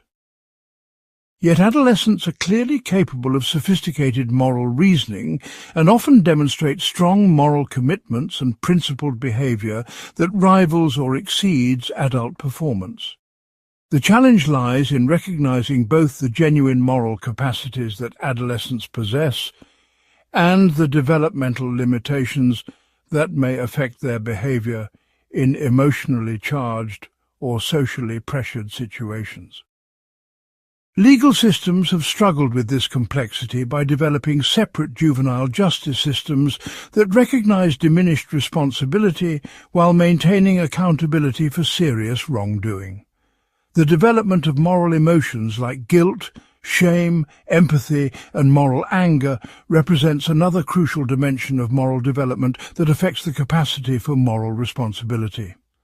Young children show basic emotional responses to moral situations, but the sophisticated moral emotions that motivate and regulate adult moral behavior develop gradually through social interaction and cognitive maturation. The capacity to feel appropriate guilt for wrongdoing, empathy for others' suffering, and moral outrage at injustice depends on developing abilities to understand others' mental states, appreciate the consequences of actions, and integrate emotional responses with moral judgments. Individuals who fail to develop normal moral emotions due to genetic factors, brain injury, or severe environmental deprivation may have significantly compromised moral agency, even if their cognitive abilities appear normal. This suggests that moral responsibility depends on emotional as well as cognitive development and may be impaired when either domain fails to develop normally. Social and cultural factors play crucial roles in moral development by providing the contexts within which moral capacities are exercised and refined throughout development. Children who grow up in environments that provide clear moral guidance, opportunities to practice moral reasoning, and positive role models for moral behavior are more likely to develop robust moral agency than those who lack such developmental support. Conversely, children exposed to violence, neglect, inconsistent moral messages, or antisocial role models may have impaired moral development that affects their capacity for moral responsibility throughout life. This raises important questions about social responsibility for providing developmental conditions that support moral agency, and about how moral evaluation should take into account the quality of moral education and support that individuals receive. The recognition that moral development depends heavily on social factors suggests that moral responsibility is partially a social achievement rather than purely an individual accomplishment. Aging and cognitive decline present challenges for moral responsibility at the other end of the lifespan, as people may experience gradual deterioration in the cognitive and emotional capacities that support moral agency. Conditions like dementia, Alzheimer's disease, and other forms of cognitive decline can significantly impair moral judgment, impulse control, and behavioral regulation while affecting different individuals in different ways and to different degrees. The moral evaluation of behavior by cognitively impaired elderly individuals must consider both their remaining capacities for moral agency and the extent to which their behavior reflects cognitive impairment rather than moral choice. This requires developing nuanced approaches that maintain respect for elderly individuals as moral agents while acknowledging the real limitations that cognitive decline can impose on moral capacity. The challenge is particularly acute in cases where cognitive decline is gradual and inconsistent, making it difficult to determine when someone's moral agency is sufficiently impaired to warrant modified expectations and evaluations. Trauma and adverse life experiences can significantly impact moral development and ongoing moral capacity in ways that affect responsibility attribution throughout the lifespan.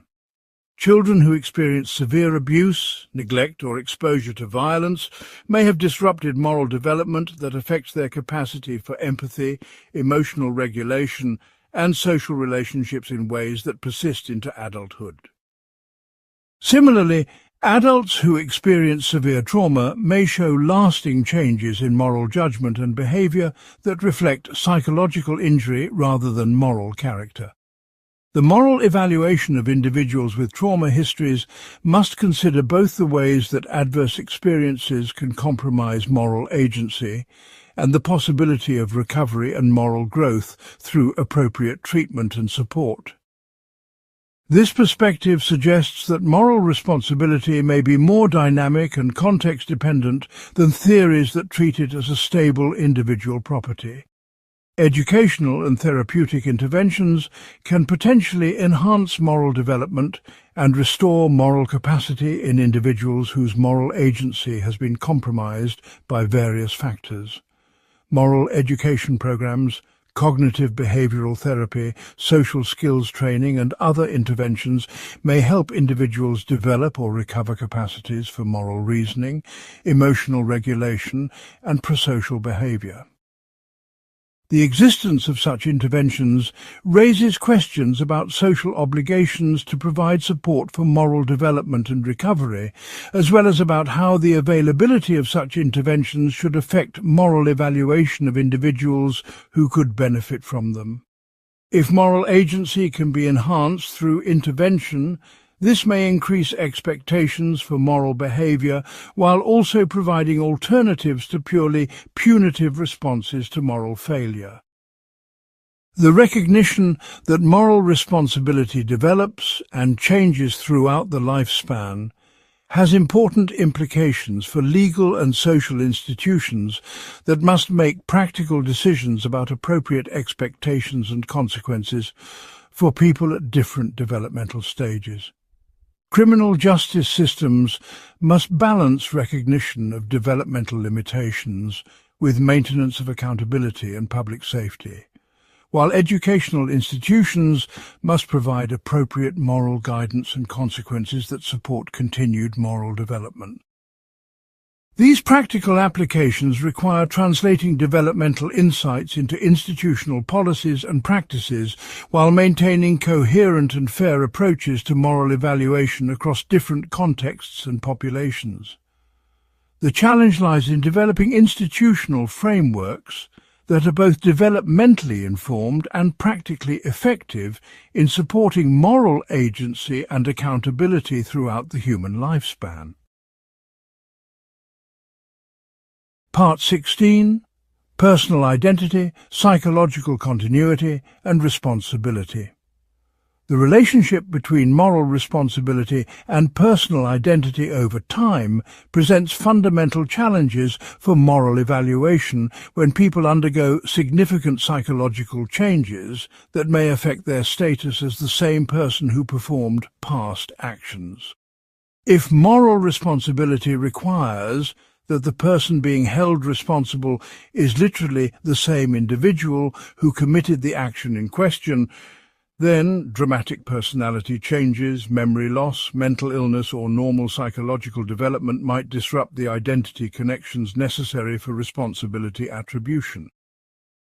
This problem becomes particularly acute in cases involving childhood actions evaluated years later, severe mental illness that transforms personality and values, or memory disorders that eliminate connections between past and present selves.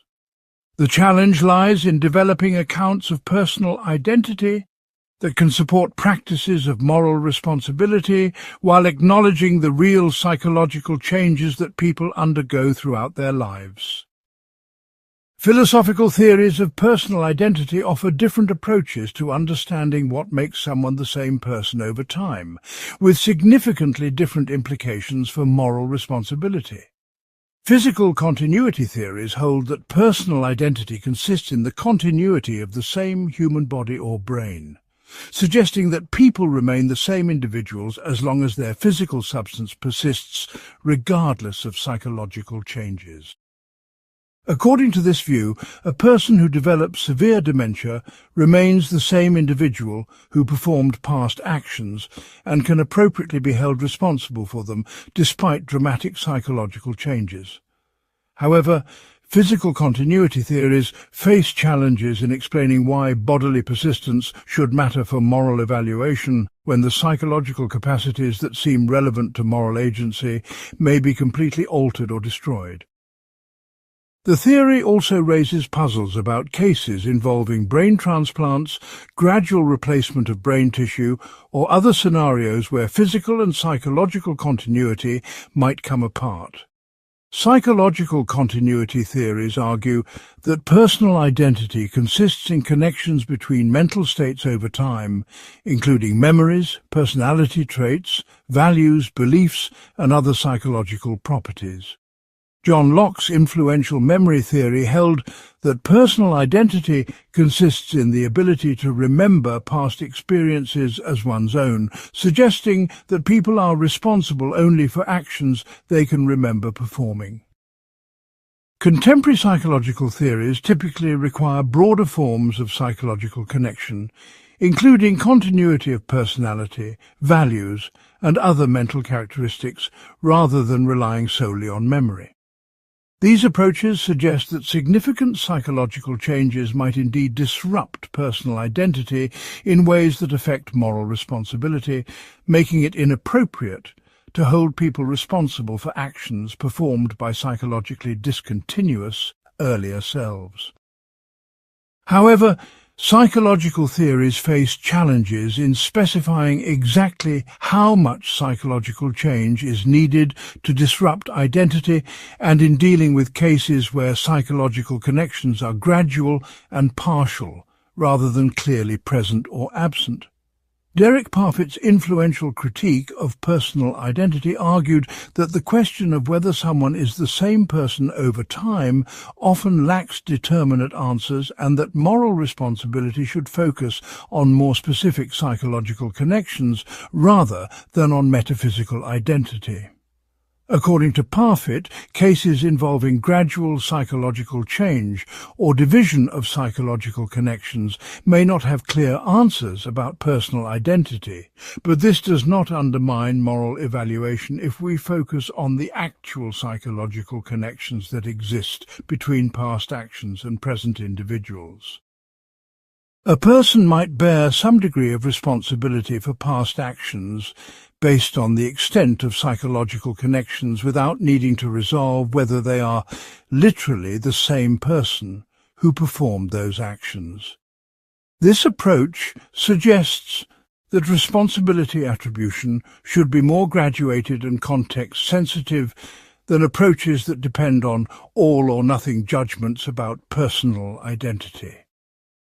Multiple personality disorder, now known as dissociative identity disorder, presents extreme cases where individuals appear to possess several distinct personalities or identities with different memories, values, and behavioral patterns.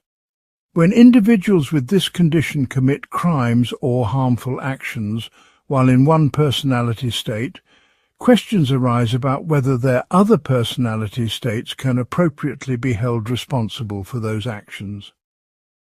Some legal systems have struggled with cases where defendants claim that crimes were committed by alternative personalities that they cannot remember or control, raising fundamental questions about the unity of agency required for moral responsibility. While dissociative identity disorder is controversial, and its exact nature remains disputed, it illustrates broader questions about how psychological discontinuity might affect responsibility attribution in less extreme cases. Severe mental illness can create dramatic changes in personality, values, and behavior that raise questions about psychological continuity and moral responsibility. Individuals experiencing psychotic episodes may hold delusional beliefs and experience hallucinations that significantly alter their understanding of reality and moral judgment. When such individuals commit harmful actions during psychotic episodes, the question arises whether they should be held responsible as the same persons who held different values and beliefs during periods of mental health. Some theories suggest that severe mental illness creates temporary disruptions in personal identity that excuse individuals from responsibility for actions performed during acute episodes, while other approaches argue that psychological continuity is maintained despite altered mental states. The practical resolution of such cases often involves judgments about competency and diminished capacity, rather than explicit theories of personal identity.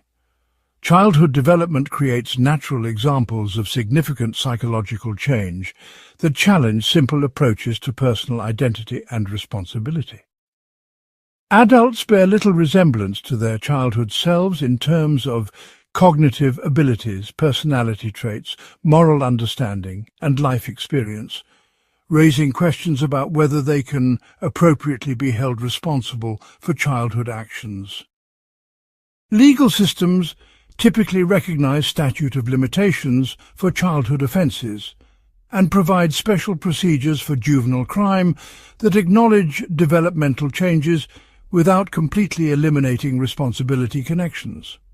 However, the theoretical basis for these practices remains unclear, and extreme cases involving very serious childhood crimes continue to generate controversy about appropriate responses that balance developmental considerations with accountability and public safety. Addiction and recovery present complex cases where individuals may undergo significant value changes that affect their relationship to past actions performed while addicted. People in recovery from addiction often report feeling like different persons than they were during active addiction, with different priorities, relationships, and moral commitments. Yet they typically acknowledge responsibility for harmful actions performed while addicted, while also viewing their addicted selves as psychologically continuous with their recovered selves. This suggests that personal identity and moral responsibility may be more complex and context-dependent than simple psychological continuity theories suggest, allowing for both acknowledgement of psychological change and maintenance of responsibility connections. Gradual personality change through normal aging, life experience, and deliberate self-improvement raises questions about how much psychological change is compatible with continued personal identity and moral responsibility. People naturally change their values, beliefs, and personality traits throughout their lives through education, experience, and conscious effort. Yet we typically consider them the same persons responsible for their past actions. This suggests that personal identity may be compatible with substantial psychological change, as long as the changes occur gradually and through processes that maintain some form of psychological connection between past and present selves. The challenge lies in specifying what kinds of psychological connections are necessary for personal identity and responsibility, while allowing for the psychological growth and change that characterize normal human development. Recent neuroscientific research on brain plasticity and the neural basis of personality has provided new insights into the biological mechanisms underlying psychological continuity and change. Studies of brain injury, psychiatric treatment, and normal development reveal that both psychological continuity and dramatic psychological change are possible, depending on which brain systems are affected and how. This research may inform philosophical theories of personal identity by providing empirical information about the conditions under which psychological connections are maintained or disrupted. However, the relationship between neural and psychological levels of description remains complex, and empirical findings cannot directly resolve normative questions about when responsibility attribution is appropriate. The practical implications of personal identity theories for legal and moral institutions include questions about statute of limitations, competency evaluation, treatment of juvenile offenders, and responses to individuals with mental illness or cognitive impairment. These institutions must make practical decisions about responsibility attribution that reflect some implicit theory of personal identity while serving important social functions, including accountability, deterrence, rehabilitation, and public safety. The challenge lies in developing approaches that are both theoretically informed and practically effective in addressing the complex cases that arise when psychological continuity is partial or unclear.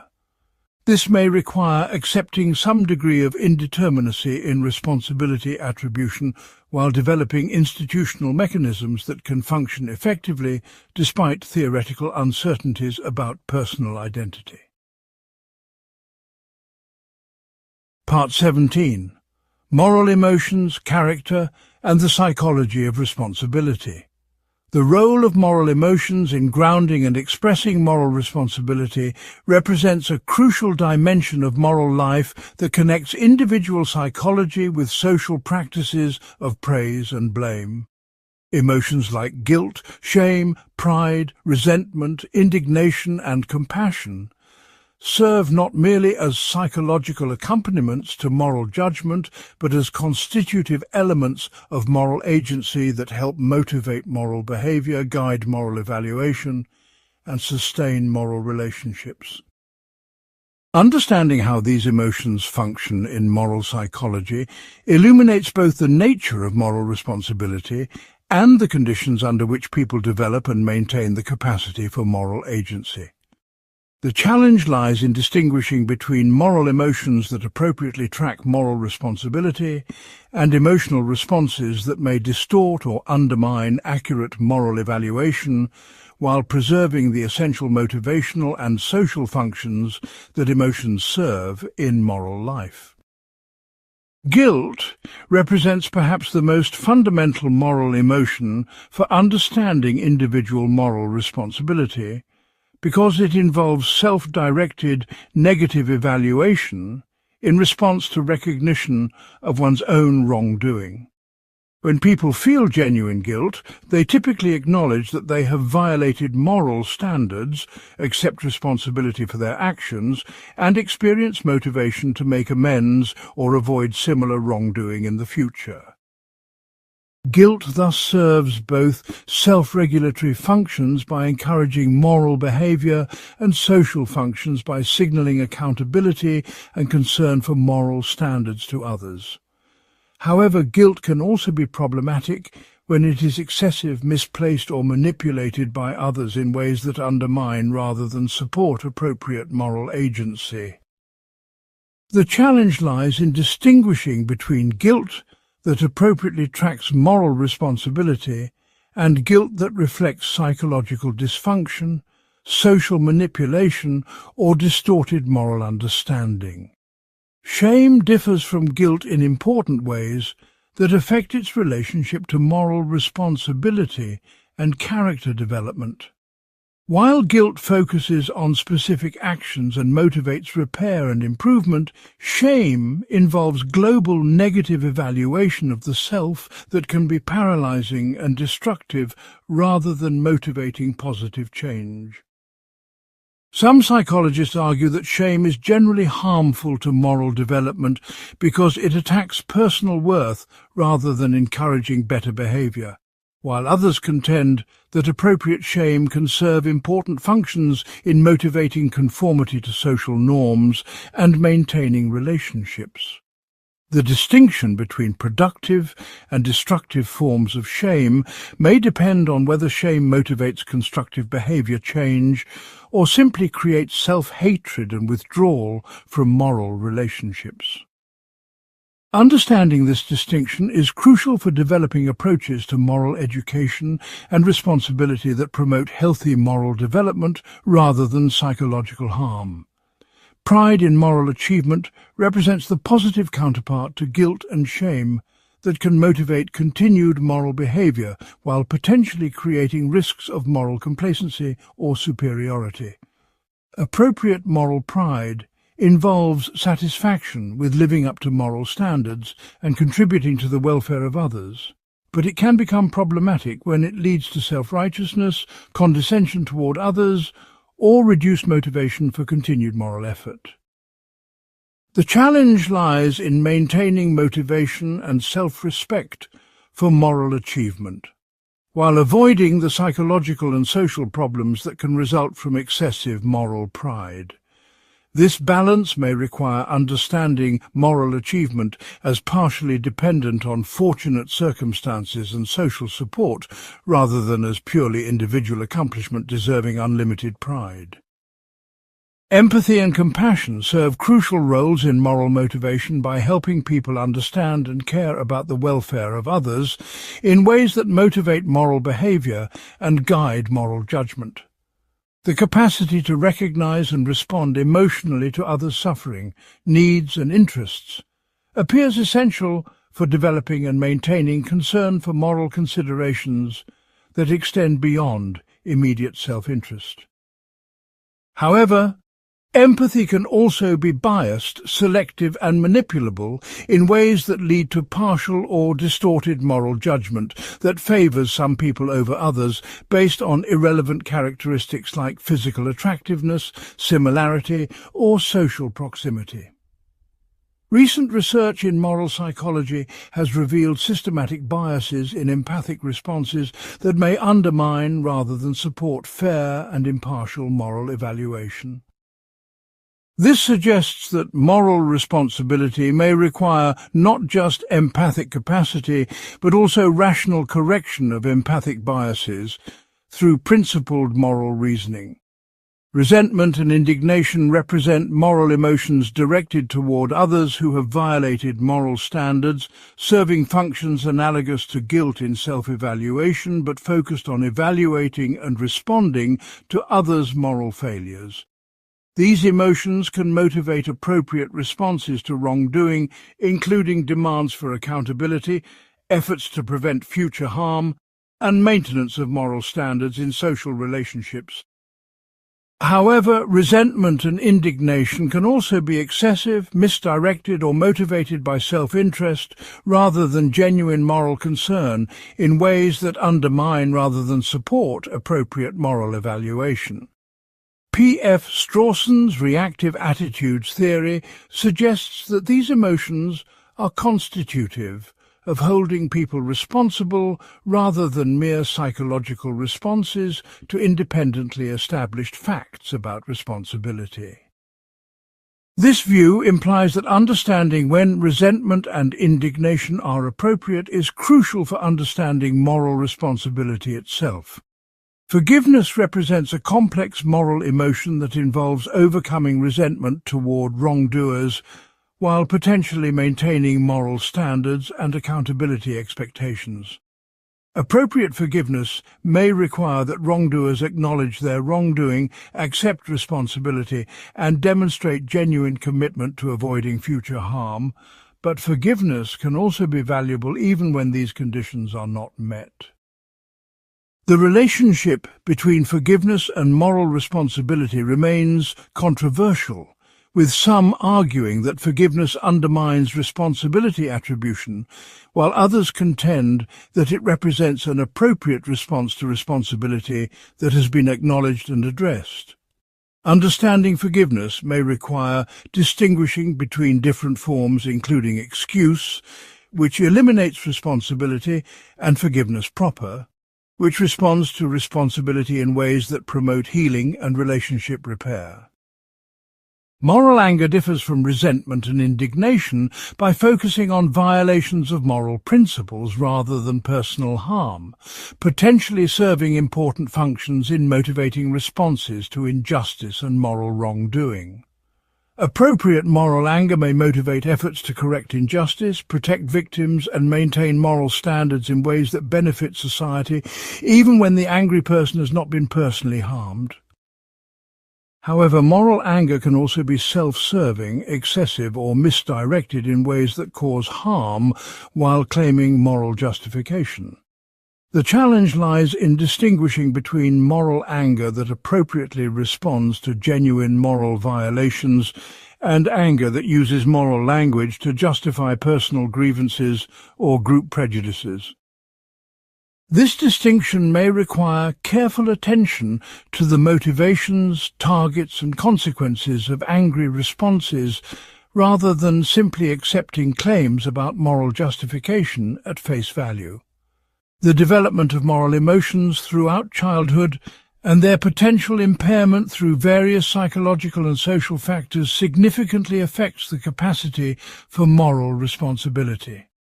Children gradually develop the capacity for appropriate guilt, empathy, and moral concern through complex interactions between biological maturation, social learning, and environmental support. Individuals who fail to develop normal moral emotions due to genetic factors, brain injury, severe deprivation, or trauma may have compromised capacity for moral responsibility even if their cognitive abilities appear normal. Conditions like psychopathy, that involve reduced capacity for guilt and empathy raise fundamental questions about the relationship between moral emotions and moral responsibility. Understanding these connections is crucial for developing appropriate responses to individuals with emotional deficits while maintaining moral standards and social protection. Cultural variation in moral emotions and their expression creates additional complexity for understanding their relationship to moral responsibility. Different cultures emphasize different moral emotions and provide different norms for their appropriate expression, leading to variation in how moral responsibility is experienced and communicated across cultural contexts. Some cultures may emphasize shame and honor, while others focus on guilt and individual accountability, creating different psychological and social dynamics around moral responsibility. This cultural variation suggests that while moral emotions may be universal features of human psychology, their specific forms and social functions may be significantly shaped by cultural learning and social institutions. Understanding these cultural differences is important for developing approaches to moral responsibility that are both psychologically informed and culturally sensitive. The therapeutic treatment of problematic moral emotions raises questions about the relationship between psychological health and moral agency. Excessive guilt, pathological shame, inability to feel empathy, and other emotional problems can significantly impair moral functioning while potentially being treatable through various psychological interventions. The availability of such treatments creates questions about responsibilities to seek help for emotional problems that affect moral agency, as well as about how the possibility of treatment should affect moral evaluation of individuals with emotional impairments. If moral emotions can be enhanced or corrected through intervention, this may affect expectations for moral behavior while also providing alternatives to purely punitive responses to moral failure. Recent research in effective neuroscience has provided increasing understanding of the brain mechanisms underlying moral emotions and their development throughout the lifespan. Studies of individuals with specific brain lesions, psychiatric conditions, and normal emotional processing have revealed the neural basis of empathy, guilt, moral anger, and other emotions crucial for moral agency. This research may inform both theoretical understanding of moral emotions and practical approaches to addressing emotional impairments that affect moral responsibility. However, the relationship between neural and psychological levels of analysis remains complex, and empirical findings cannot directly resolve normative questions about when emotional responses are appropriate or how they should influence moral evaluation. Part 18. Mental Health, Therapy and the Restoration of Moral Agency. The intersection of mental health and moral responsibility raises fundamental questions about the conditions under which psychological disorders diminish moral agency and the potential for therapeutic intervention to restore or enhance moral capacity. Mental illness can affect moral responsibility in complex ways by impairing cognitive abilities needed for moral reasoning, disrupting emotional capacities required for moral motivation, or compromising behavioral control necessary for translating moral judgments into appropriate action. Yet the relationship between mental illness and moral agency is not straightforward, as many individuals with mental health conditions retain substantial capacity for moral responsibility, while others may have specific moral impairments that coexist with normal functioning in other areas. Understanding these complexities is crucial for developing appropriate responses to individuals with mental illness that respect their moral agency, while acknowledging legitimate limitations and providing appropriate support for recovery and moral development. Different mental health conditions affect moral agency in distinct ways that require individualized assessment, rather than broad generalizations about mental illness and responsibility. Psychotic disorders like schizophrenia may primarily impair moral agency through delusions and hallucinations that distort understanding of reality and social relationships, while mood disorders like severe depression may mainly affect motivation and emotional capacity without necessarily compromising moral judgment. Personality disorders may involve stable patterns of thinking and behavior that affect moral relationships and decision-making in complex ways that are difficult to categorize as simply voluntary or involuntary. Anxiety disorders, trauma-related conditions, and substance use disorders each create different patterns of potential impairment and preservation of moral capacity that require careful individual evaluation. The challenge lies in developing nuanced approaches that recognize these differences while providing practical guidance for legal, therapeutic, and social responses. The relationship between mental illness and criminal behavior has generated extensive research and debate about the appropriate role of mental health considerations in criminal justice. While mental illness is associated with slightly increased risks for some types of criminal behavior, the vast majority of individuals with mental health conditions are not violent and are more likely to be victims than perpetrators of crime. When individuals with mental illness do commit crimes, the question arises whether their mental health conditions excuse or mitigate their responsibility in ways that should affect legal and moral evaluation. Legal systems have developed various approaches, including insanity defenses, diminished capacity pleas, and mental health courts that attempt to address these issues while maintaining public safety and accountability. However, the implementation of these approaches remains controversial and inconsistent across different jurisdictions and case types. The insanity defense represents the most direct legal recognition that mental illness can eliminate moral and legal responsibility under certain extreme circumstances. Different jurisdictions use various formulations of the insanity defense, but most require that defendants either did not understand the nature of their actions or did not understand that their actions were wrong due to mental illness.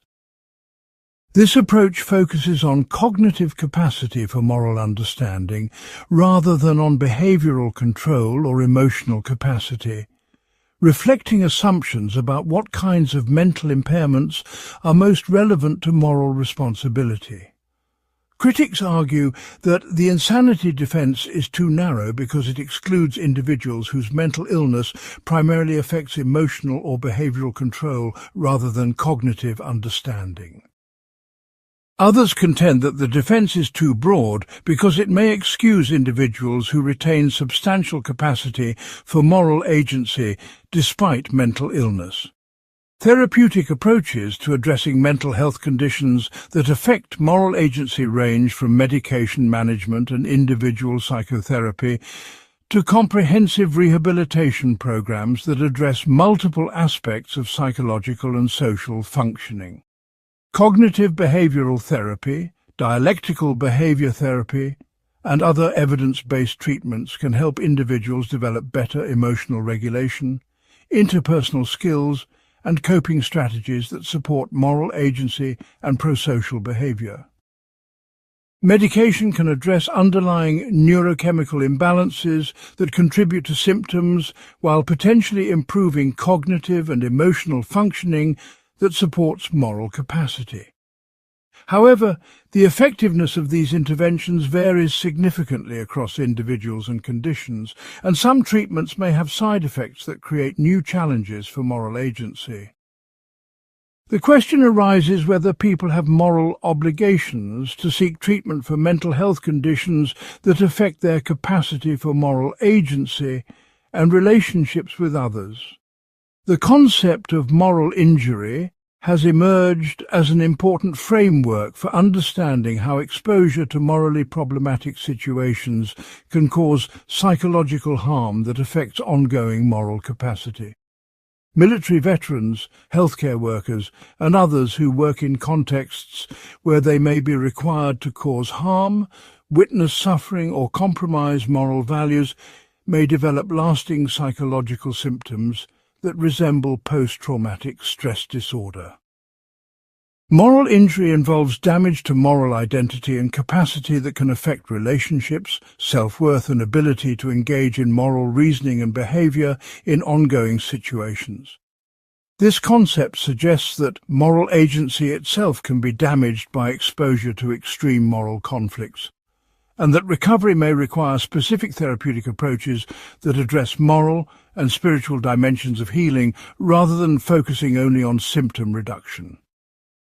Addiction presents particularly complex challenges for understanding the relationship between mental health and moral responsibility because it involves compulsive behavior that individuals typically recognize as harmful while feeling unable to control consistently. The disease model of addiction suggests that addiction involves neurobiological changes that compromise the brain's normal reward and control systems, potentially reducing moral responsibility for substance use and related behaviors. However, individuals with addiction often retain substantial capacity for moral reasoning and may demonstrate considerable effort and success in recovery, suggesting that addiction does not eliminate moral agency entirely. The appropriate moral evaluation of behavior by individuals with addiction may depend on factors like severity of addiction, availability of treatment, social support, and individual efforts toward recovery, rather than on simple presence or absence of addictive disorders. Recovery-oriented approaches to mental health emphasize the potential for individuals with even severe mental illness to achieve meaningful recovery and restored capacity for moral agency with appropriate support and intervention. These approaches focus on hope, personal choice, and community integration rather than simply on symptom management, recognizing that recovery involves not just clinical improvement, but also restoration of meaningful roles, relationships, and identity. From this perspective, mental illness may temporarily impair moral agency without permanently eliminating it, and therapeutic interventions should aim to support the restoration of moral capacity along with other aspects of recovery. This view suggests that moral responsibility may be more dynamic and recoverable than approaches that treat mental illness as creating fixed deficits in moral capacity. The availability of effective treatments for mental health conditions raises questions about social obligations to provide accessible mental health care and individual obligations to seek treatment when mental illness affects moral agency. If untreated mental illness can impair moral capacity while effective treatments exist, there may be both individual and social responsibilities to address mental health needs in order to support moral agency and protect others from potential harm. However, mandatory treatment raises serious concerns about autonomy and human rights, particularly given the history of abuse in mental health systems and ongoing stigma associated with mental illness. The challenge lies in developing approaches that support access to treatment while respecting individual choice and avoiding coercive interventions that may undermine rather than support moral agency. Preventive approaches to mental health that focus on promoting psychological well-being and resilience may be particularly important for supporting moral agency throughout the population. Social policies that address poverty, trauma, discrimination, and other risk factors for mental illness may help prevent conditions that can impair moral capacity while promoting overall psychological health that supports moral development and behavior. Similarly, educational and community programs that teach emotional regulation, stress management, and interpersonal skills may help individuals develop and maintain the psychological capacities that support moral agency throughout their lives. These preventive approaches suggest that supporting moral responsibility may require not just responding to moral failures, but creating conditions that promote the psychological health on which moral agency depends. The integration of mental health considerations into criminal justice, educational, and other social institutions continues to evolve as understanding of mental illness and treatment effectiveness improves. Mental health courts, crisis intervention teams, and other specialized programs attempt to address the needs of individuals with mental illness while maintaining public safety and accountability. These approaches typically focus on connecting individuals with treatment and support services rather than relying primarily on punishment, reflecting recognition that mental health problems may require therapeutic rather than punitive responses. However, the implementation and effectiveness of these programs remain variable, and questions persist about how to balance mental health considerations with other important values, including accountability, victim rights, and public safety. The stigma associated with mental illness can create additional barriers to treatment seeking and recovery, while potentially affecting how moral failures by individuals with mental health conditions are perceived and addressed by others. Reducing stigma may be important not only for promoting treatment access, but also for supporting the social relationships and community integration that are crucial for moral development and agency. This suggests that promoting moral responsibility may require not just individual therapeutic interventions, but also broader social changes that support inclusion and understanding of individuals with mental health conditions. Part 19. Social institutions and the scaffolding of moral responsibility. Moral responsibility does not exist in a social vacuum, but emerges from and is sustained by complex networks of social institutions that shape moral development, provide frameworks for moral evaluation, and support the exercise of moral agency throughout individual and collective life.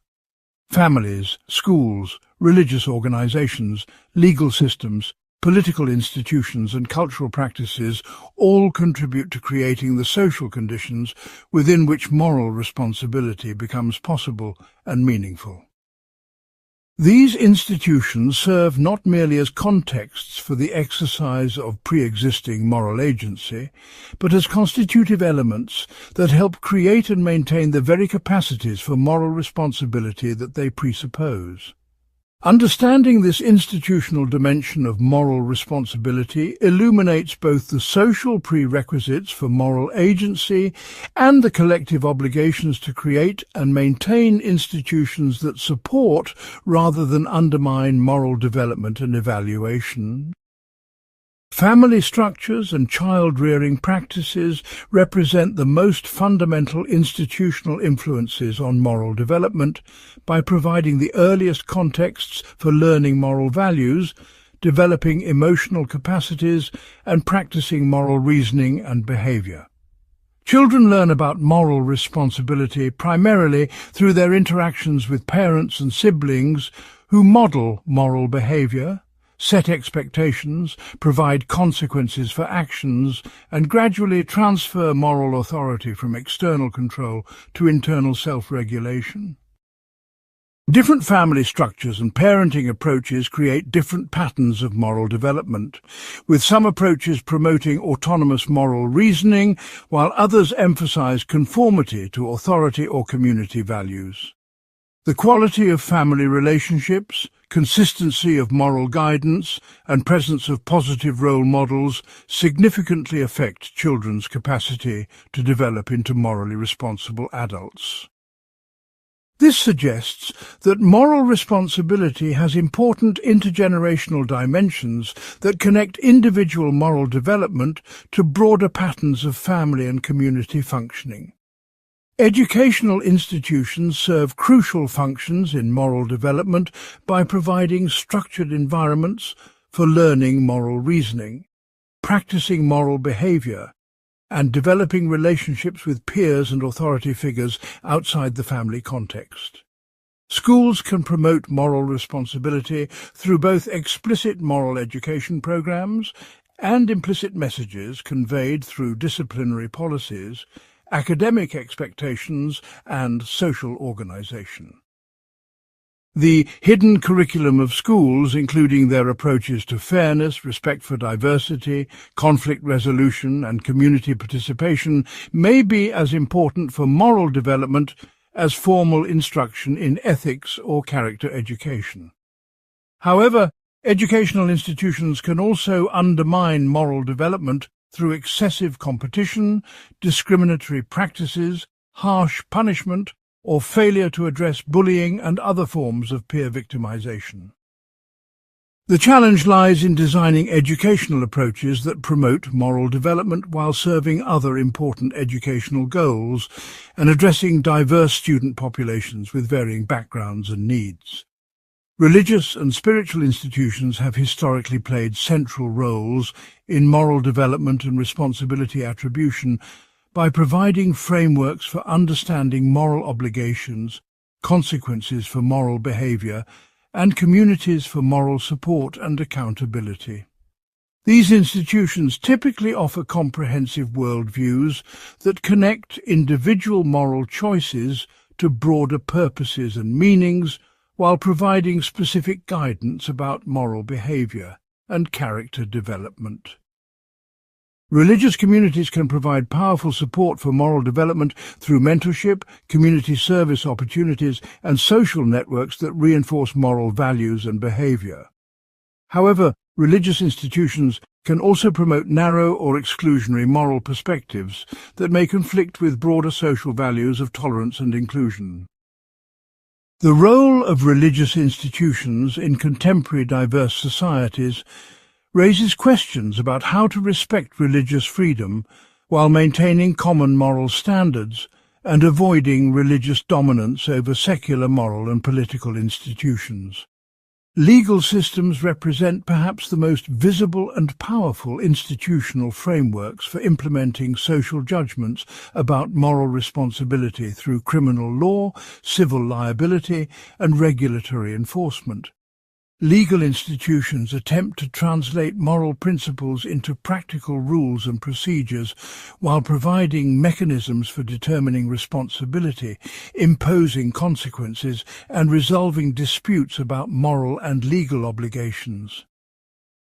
The design of legal institutions significantly affects how moral responsibility is understood and implemented in practice, with different approaches to punishment, rehabilitation, compensation, and prevention, reflecting different underlying theories of moral agency and social response. However, legal responsibility and moral responsibility may diverge in important ways, with legal systems serving practical social functions that may not perfectly track moral desert or agency. The challenge lies in designing legal institutions that appropriately implement moral principles while serving practical functions including deterrence, public safety, dispute resolution, and social coordination. Economic institutions, including employment systems, market structures, and property arrangements, create material conditions and incentive structures that significantly affect moral behavior and the social prerequisites for moral agency. Economic insecurity, inequality, and lack of opportunity can undermine moral development and agency by creating pressures toward antisocial behavior, while limiting access to education, healthcare, and other resources that support moral capacity. Conversely, economic institutions that provide fair opportunities, adequate compensation, and meaningful work can support moral development by reducing desperation and providing positive channels for contributing to social welfare. The relationship between economic and moral institutions raises questions about social obligations to ensure that economic arrangements support rather than undermine the moral agency of all members of society. This perspective suggests that promoting moral responsibility may require not just individual moral education, but also economic policies that address poverty, inequality, and lack of opportunity. Political institutions, including democratic processes, governmental structures, and civic organizations, provide frameworks for collective moral decision-making and accountability, while shaping individual understanding of moral obligations to broader communities. Democratic institutions are based on assumptions about citizens' capacity for moral reasoning and responsible participation in collective decision-making, while also providing mechanisms for holding political leaders accountable for their moral and policy choices. However, political institutions can also be corrupted by special interests, manipulated through deception and propaganda, or designed in ways that systematically exclude or disadvantage certain groups. The health of political institutions significantly affects both collective moral decision-making and individual moral development by providing positive or negative models of leadership, accountability, and civic participation. This suggests that maintaining moral responsibility in democratic societies requires ongoing attention to the design and functioning of political institutions themselves. Cultural institutions including media, arts, sports and entertainment shape moral development by providing narratives, role models and social norms that influence individual understanding of moral values and behavior. Popular culture can promote moral reflection and growth by presenting complex moral dilemmas, celebrating moral heroes and exposing audiences to diverse perspectives and experiences. However, cultural institutions can also promote harmful stereotypes, glorify violence or antisocial behavior, or create unrealistic expectations that undermine healthy moral development. The commercial nature of many cultural institutions creates tensions between profit motives and social responsibility that may affect the moral messages they convey. Understanding the role of cultural institutions in moral development is important for both individual media literacy and collective decisions about regulation and public support for various forms of cultural expression. Healthcare institutions affect moral responsibility by addressing physical and mental health conditions that can impair moral agency, while also serving as context for moral decision-making about treatment, research, and resource allocation. Access to healthcare can be crucial for maintaining the cognitive and emotional capacities that support moral agency, while healthcare institutions themselves provide important examples of moral relationships involving care, vulnerability, and professional obligation. The organization and financing of healthcare systems reflect social values about individual and collective responsibility for health and welfare while affecting individual capacity for moral agency through their impact on physical and mental health. Healthcare institutions also face their own moral challenges, including resource allocation, informed consent, end-of-life care, and balancing individual patient needs with public health considerations. Workplace institutions significantly affect moral development and behavior by providing contexts for moral relationships, opportunities for meaningful contribution, and systems of accountability and reward that can either support or undermine moral agency. Organizational cultures that emphasize ethical behavior, respect for persons, and social responsibility can promote moral development while providing positive outlets for moral behavior through work that contributes to social welfare. Conversely, workplace cultures that tolerate or encourage unethical behavior, discrimination, or exploitation can undermine moral development while creating pressures toward moral compromise. The design of workplace institutions, including hiring practices, performance evaluation, management structures, and organizational values, significantly affects both individual moral behavior and broader social patterns of ethical and unethical conduct. Social media and digital technologies represent emerging institutional influences on moral development that create new opportunities and challenges for moral behavior and responsibility attribution. Digital platforms can enhance moral agency by providing access to information, opportunities for civic participation, and tools for organizing social action around moral causes. However, they can also undermine moral development through cyberbullying, online harassment, spread of misinformation, and creation of echo chambers that reinforce existing biases rather than promoting moral reflection and growth. The global and relatively unregulated nature of digital platforms creates new challenges for institutional responses to harmful behavior, while raising questions about corporate responsibility for the moral effects of technological design choices. The design and reform of social institutions requires careful attention to their effects on moral development and agency, rather than focusing only on their efficiency or effectiveness in achieving specific functional goals. Institutions that achieve their immediate objectives while undermining moral capacity may create long-term social problems that outweigh their short-term benefits. This suggests that institutional evaluation should include assessment of moral effects, along with other important considerations including economic efficiency, political accountability, and individual freedom. The challenge lies in developing approaches to institutional design that integrate moral considerations with other important values, while remaining practical and achievable given political and economic constraints. Part 20. The Future of Moral Responsibility in a Scientific Age. As scientific understanding of human behavior continues to advance through neuroscience, psychology, genetics, and artificial intelligence, fundamental questions arise about whether traditional concepts of moral responsibility can survive increasingly detailed knowledge of the causal mechanisms underlying human action and character.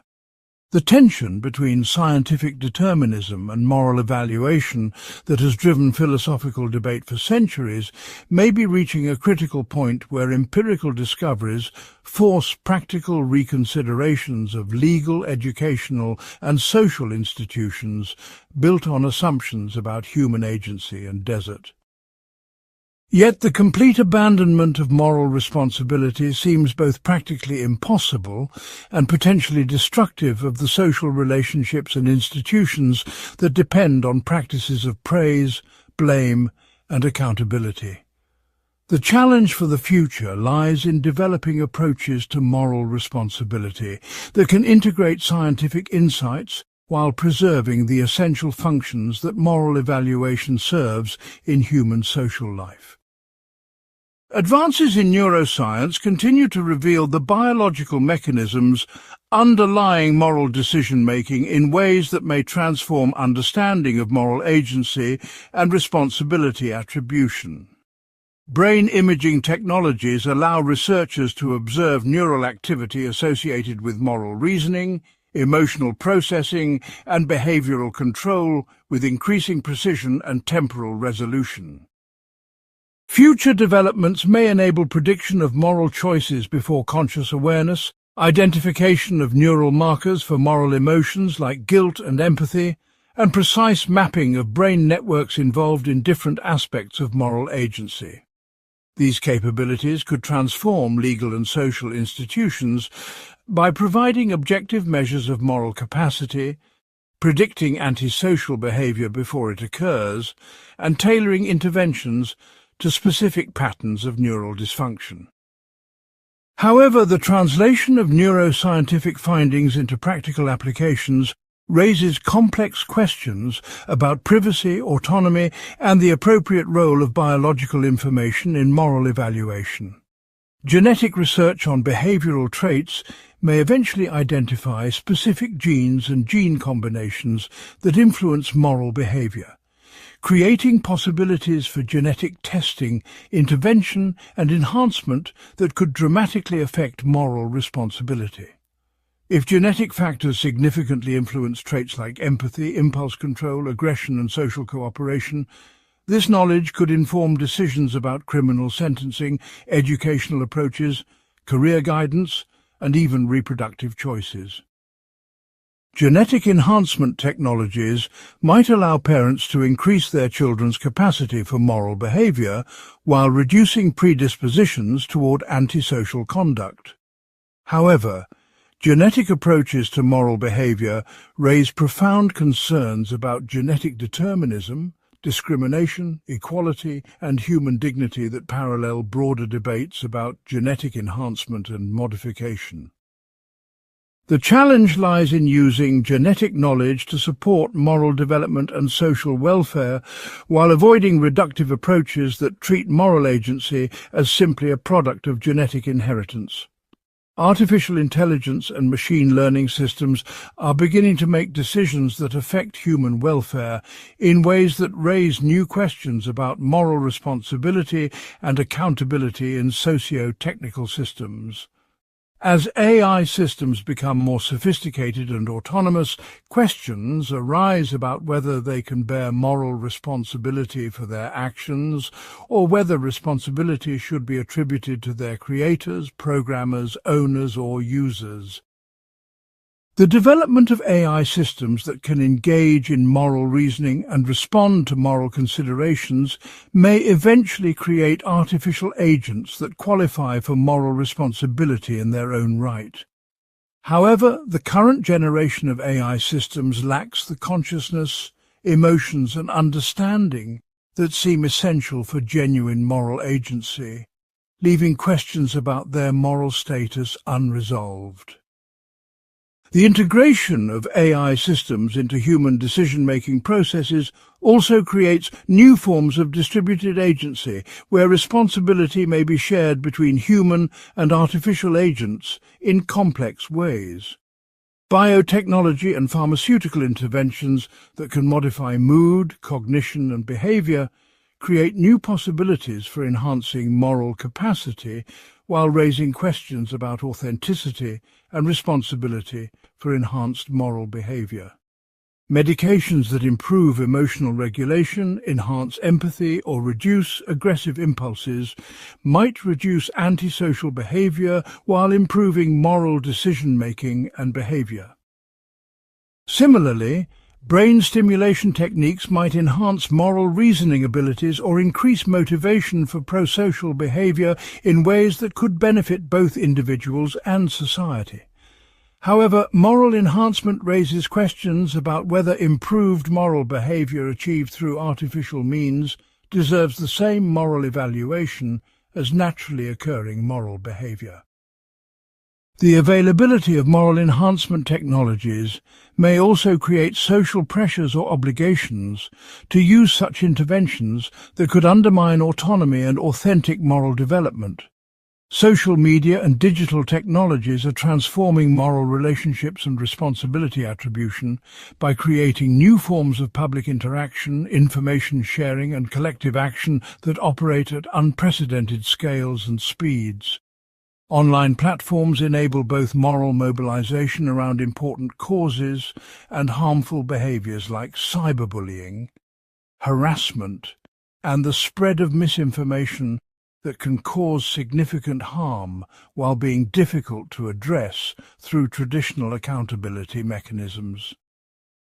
The global and anonymous nature of many digital interactions complicates responsibility attribution, while the permanence of digital records creates new possibilities for long-term accountability. The design of digital platforms significantly affects user behavior through algorithmic recommendations, interface design, and community standards that shape moral interactions in ways that platform creators may not fully understand or control.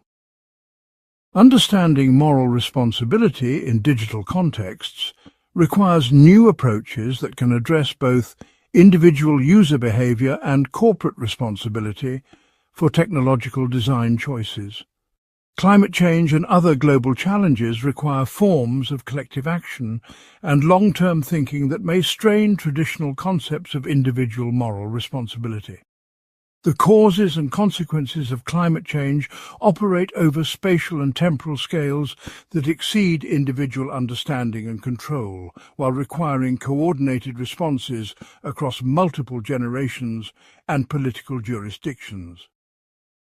Individual actions like reducing energy consumption or changing transportation choices may have negligible direct effects on global climate, while still carrying moral significance as expressions of values and contributions to collective action. The challenge lies in developing approaches to moral responsibility that can motivate individual action while acknowledging the limitations of individual efficacy and the need for institutional and collective responses to global problems. This may require expanding concepts of moral responsibility to include obligations to support collective action and institutional reform rather than focusing only on direct individual effects. Educational institutions face challenges in preparing people for moral responsibility in a rapidly changing technological and social environment where traditional moral frameworks may be inadequate for addressing new ethical challenges. Moral education must help people develop capacities for moral reasoning that can address novel situations while also providing specific guidance about emerging technologies and social practices that were unknown to previous generations. This may require greater emphasis on moral reasoning skills, ethical decision-making processes, and understanding of the social and technological factors that shape moral choices, rather than relying primarily on teaching specific moral rules or cultural traditions. Educational approaches must also address the global and interconnected nature of contemporary moral challenges that require understanding diverse perspectives and cooperating across cultural and national boundaries. Legal systems will need to adapt to new scientific knowledge about human behavior while maintaining their essential functions of providing accountability, protecting rights, and coordinating social behavior. This may involve developing more nuanced approaches to responsibility attribution that can incorporate scientific insights without abandoning practices of legal accountability entirely. Specialized courts, alternative sentencing approaches, and enhanced focus on rehabilitation and restoration rather than retribution may help legal systems respond appropriately to scientific understanding while serving important social functions. However, legal reform must balance scientific insights with other important values, including fairness, predictability, public safety, and respect for human dignity and autonomy. The future of moral responsibility may require accepting greater complexity and uncertainty in moral evaluation, while developing institutions and practices that can function effectively despite theoretical disagreements about the ultimate nature of human agency. Rather than seeking definitive resolution of debates about free will and determinism, practical approaches might focus on developing workable frameworks that can serve important social functions while remaining open to revision based on new empirical findings and changing social needs. This pragmatic approach might emphasize the consequences of different approaches to moral responsibility for human welfare and social cooperation, rather than their correspondence to ultimate metaphysical truth. Such an approach could allow for ongoing evolution in understanding and practice, while maintaining the essential functions that moral responsibility serves in human social life. The integration of scientific insights with moral practice represents one of the great challenges of contemporary civilization, requiring cooperation across academic disciplines, cultural traditions, and practical institutions to develop approaches that honor both scientific understanding and human values. Success in this integration may determine whether advancing scientific knowledge contributes to human flourishing or undermines the social foundations that make civilized life possible. The stakes of this challenge extend beyond academic philosophy to include the practical functioning of legal systems, educational institutions, family relationships, and democratic governance that all depend in various ways on concepts of moral responsibility and human agency. Meeting this challenge will require not only theoretical advances, but also practical wisdom in implementing new understandings while preserving essential human values and social institutions. The conversation between science and moral responsibility will likely continue evolving as both scientific knowledge and social institutions develop in response to new challenges and opportunities, rather than seeking final answers to questions that have puzzled humanity for millennia. The goal may be developing better ways of living with uncertainty while maintaining hope, meaning, and moral commitment in the face of advancing knowledge about human nature and behavior. This ongoing conversation represents not just an intellectual exercise, but a crucial aspect of the human project of creating societies that promote flourishing while respecting human dignity and agency. The future of moral responsibility thus depends not only on scientific discoveries, but on the wisdom and commitment with which humanity responds to new knowledge about itself.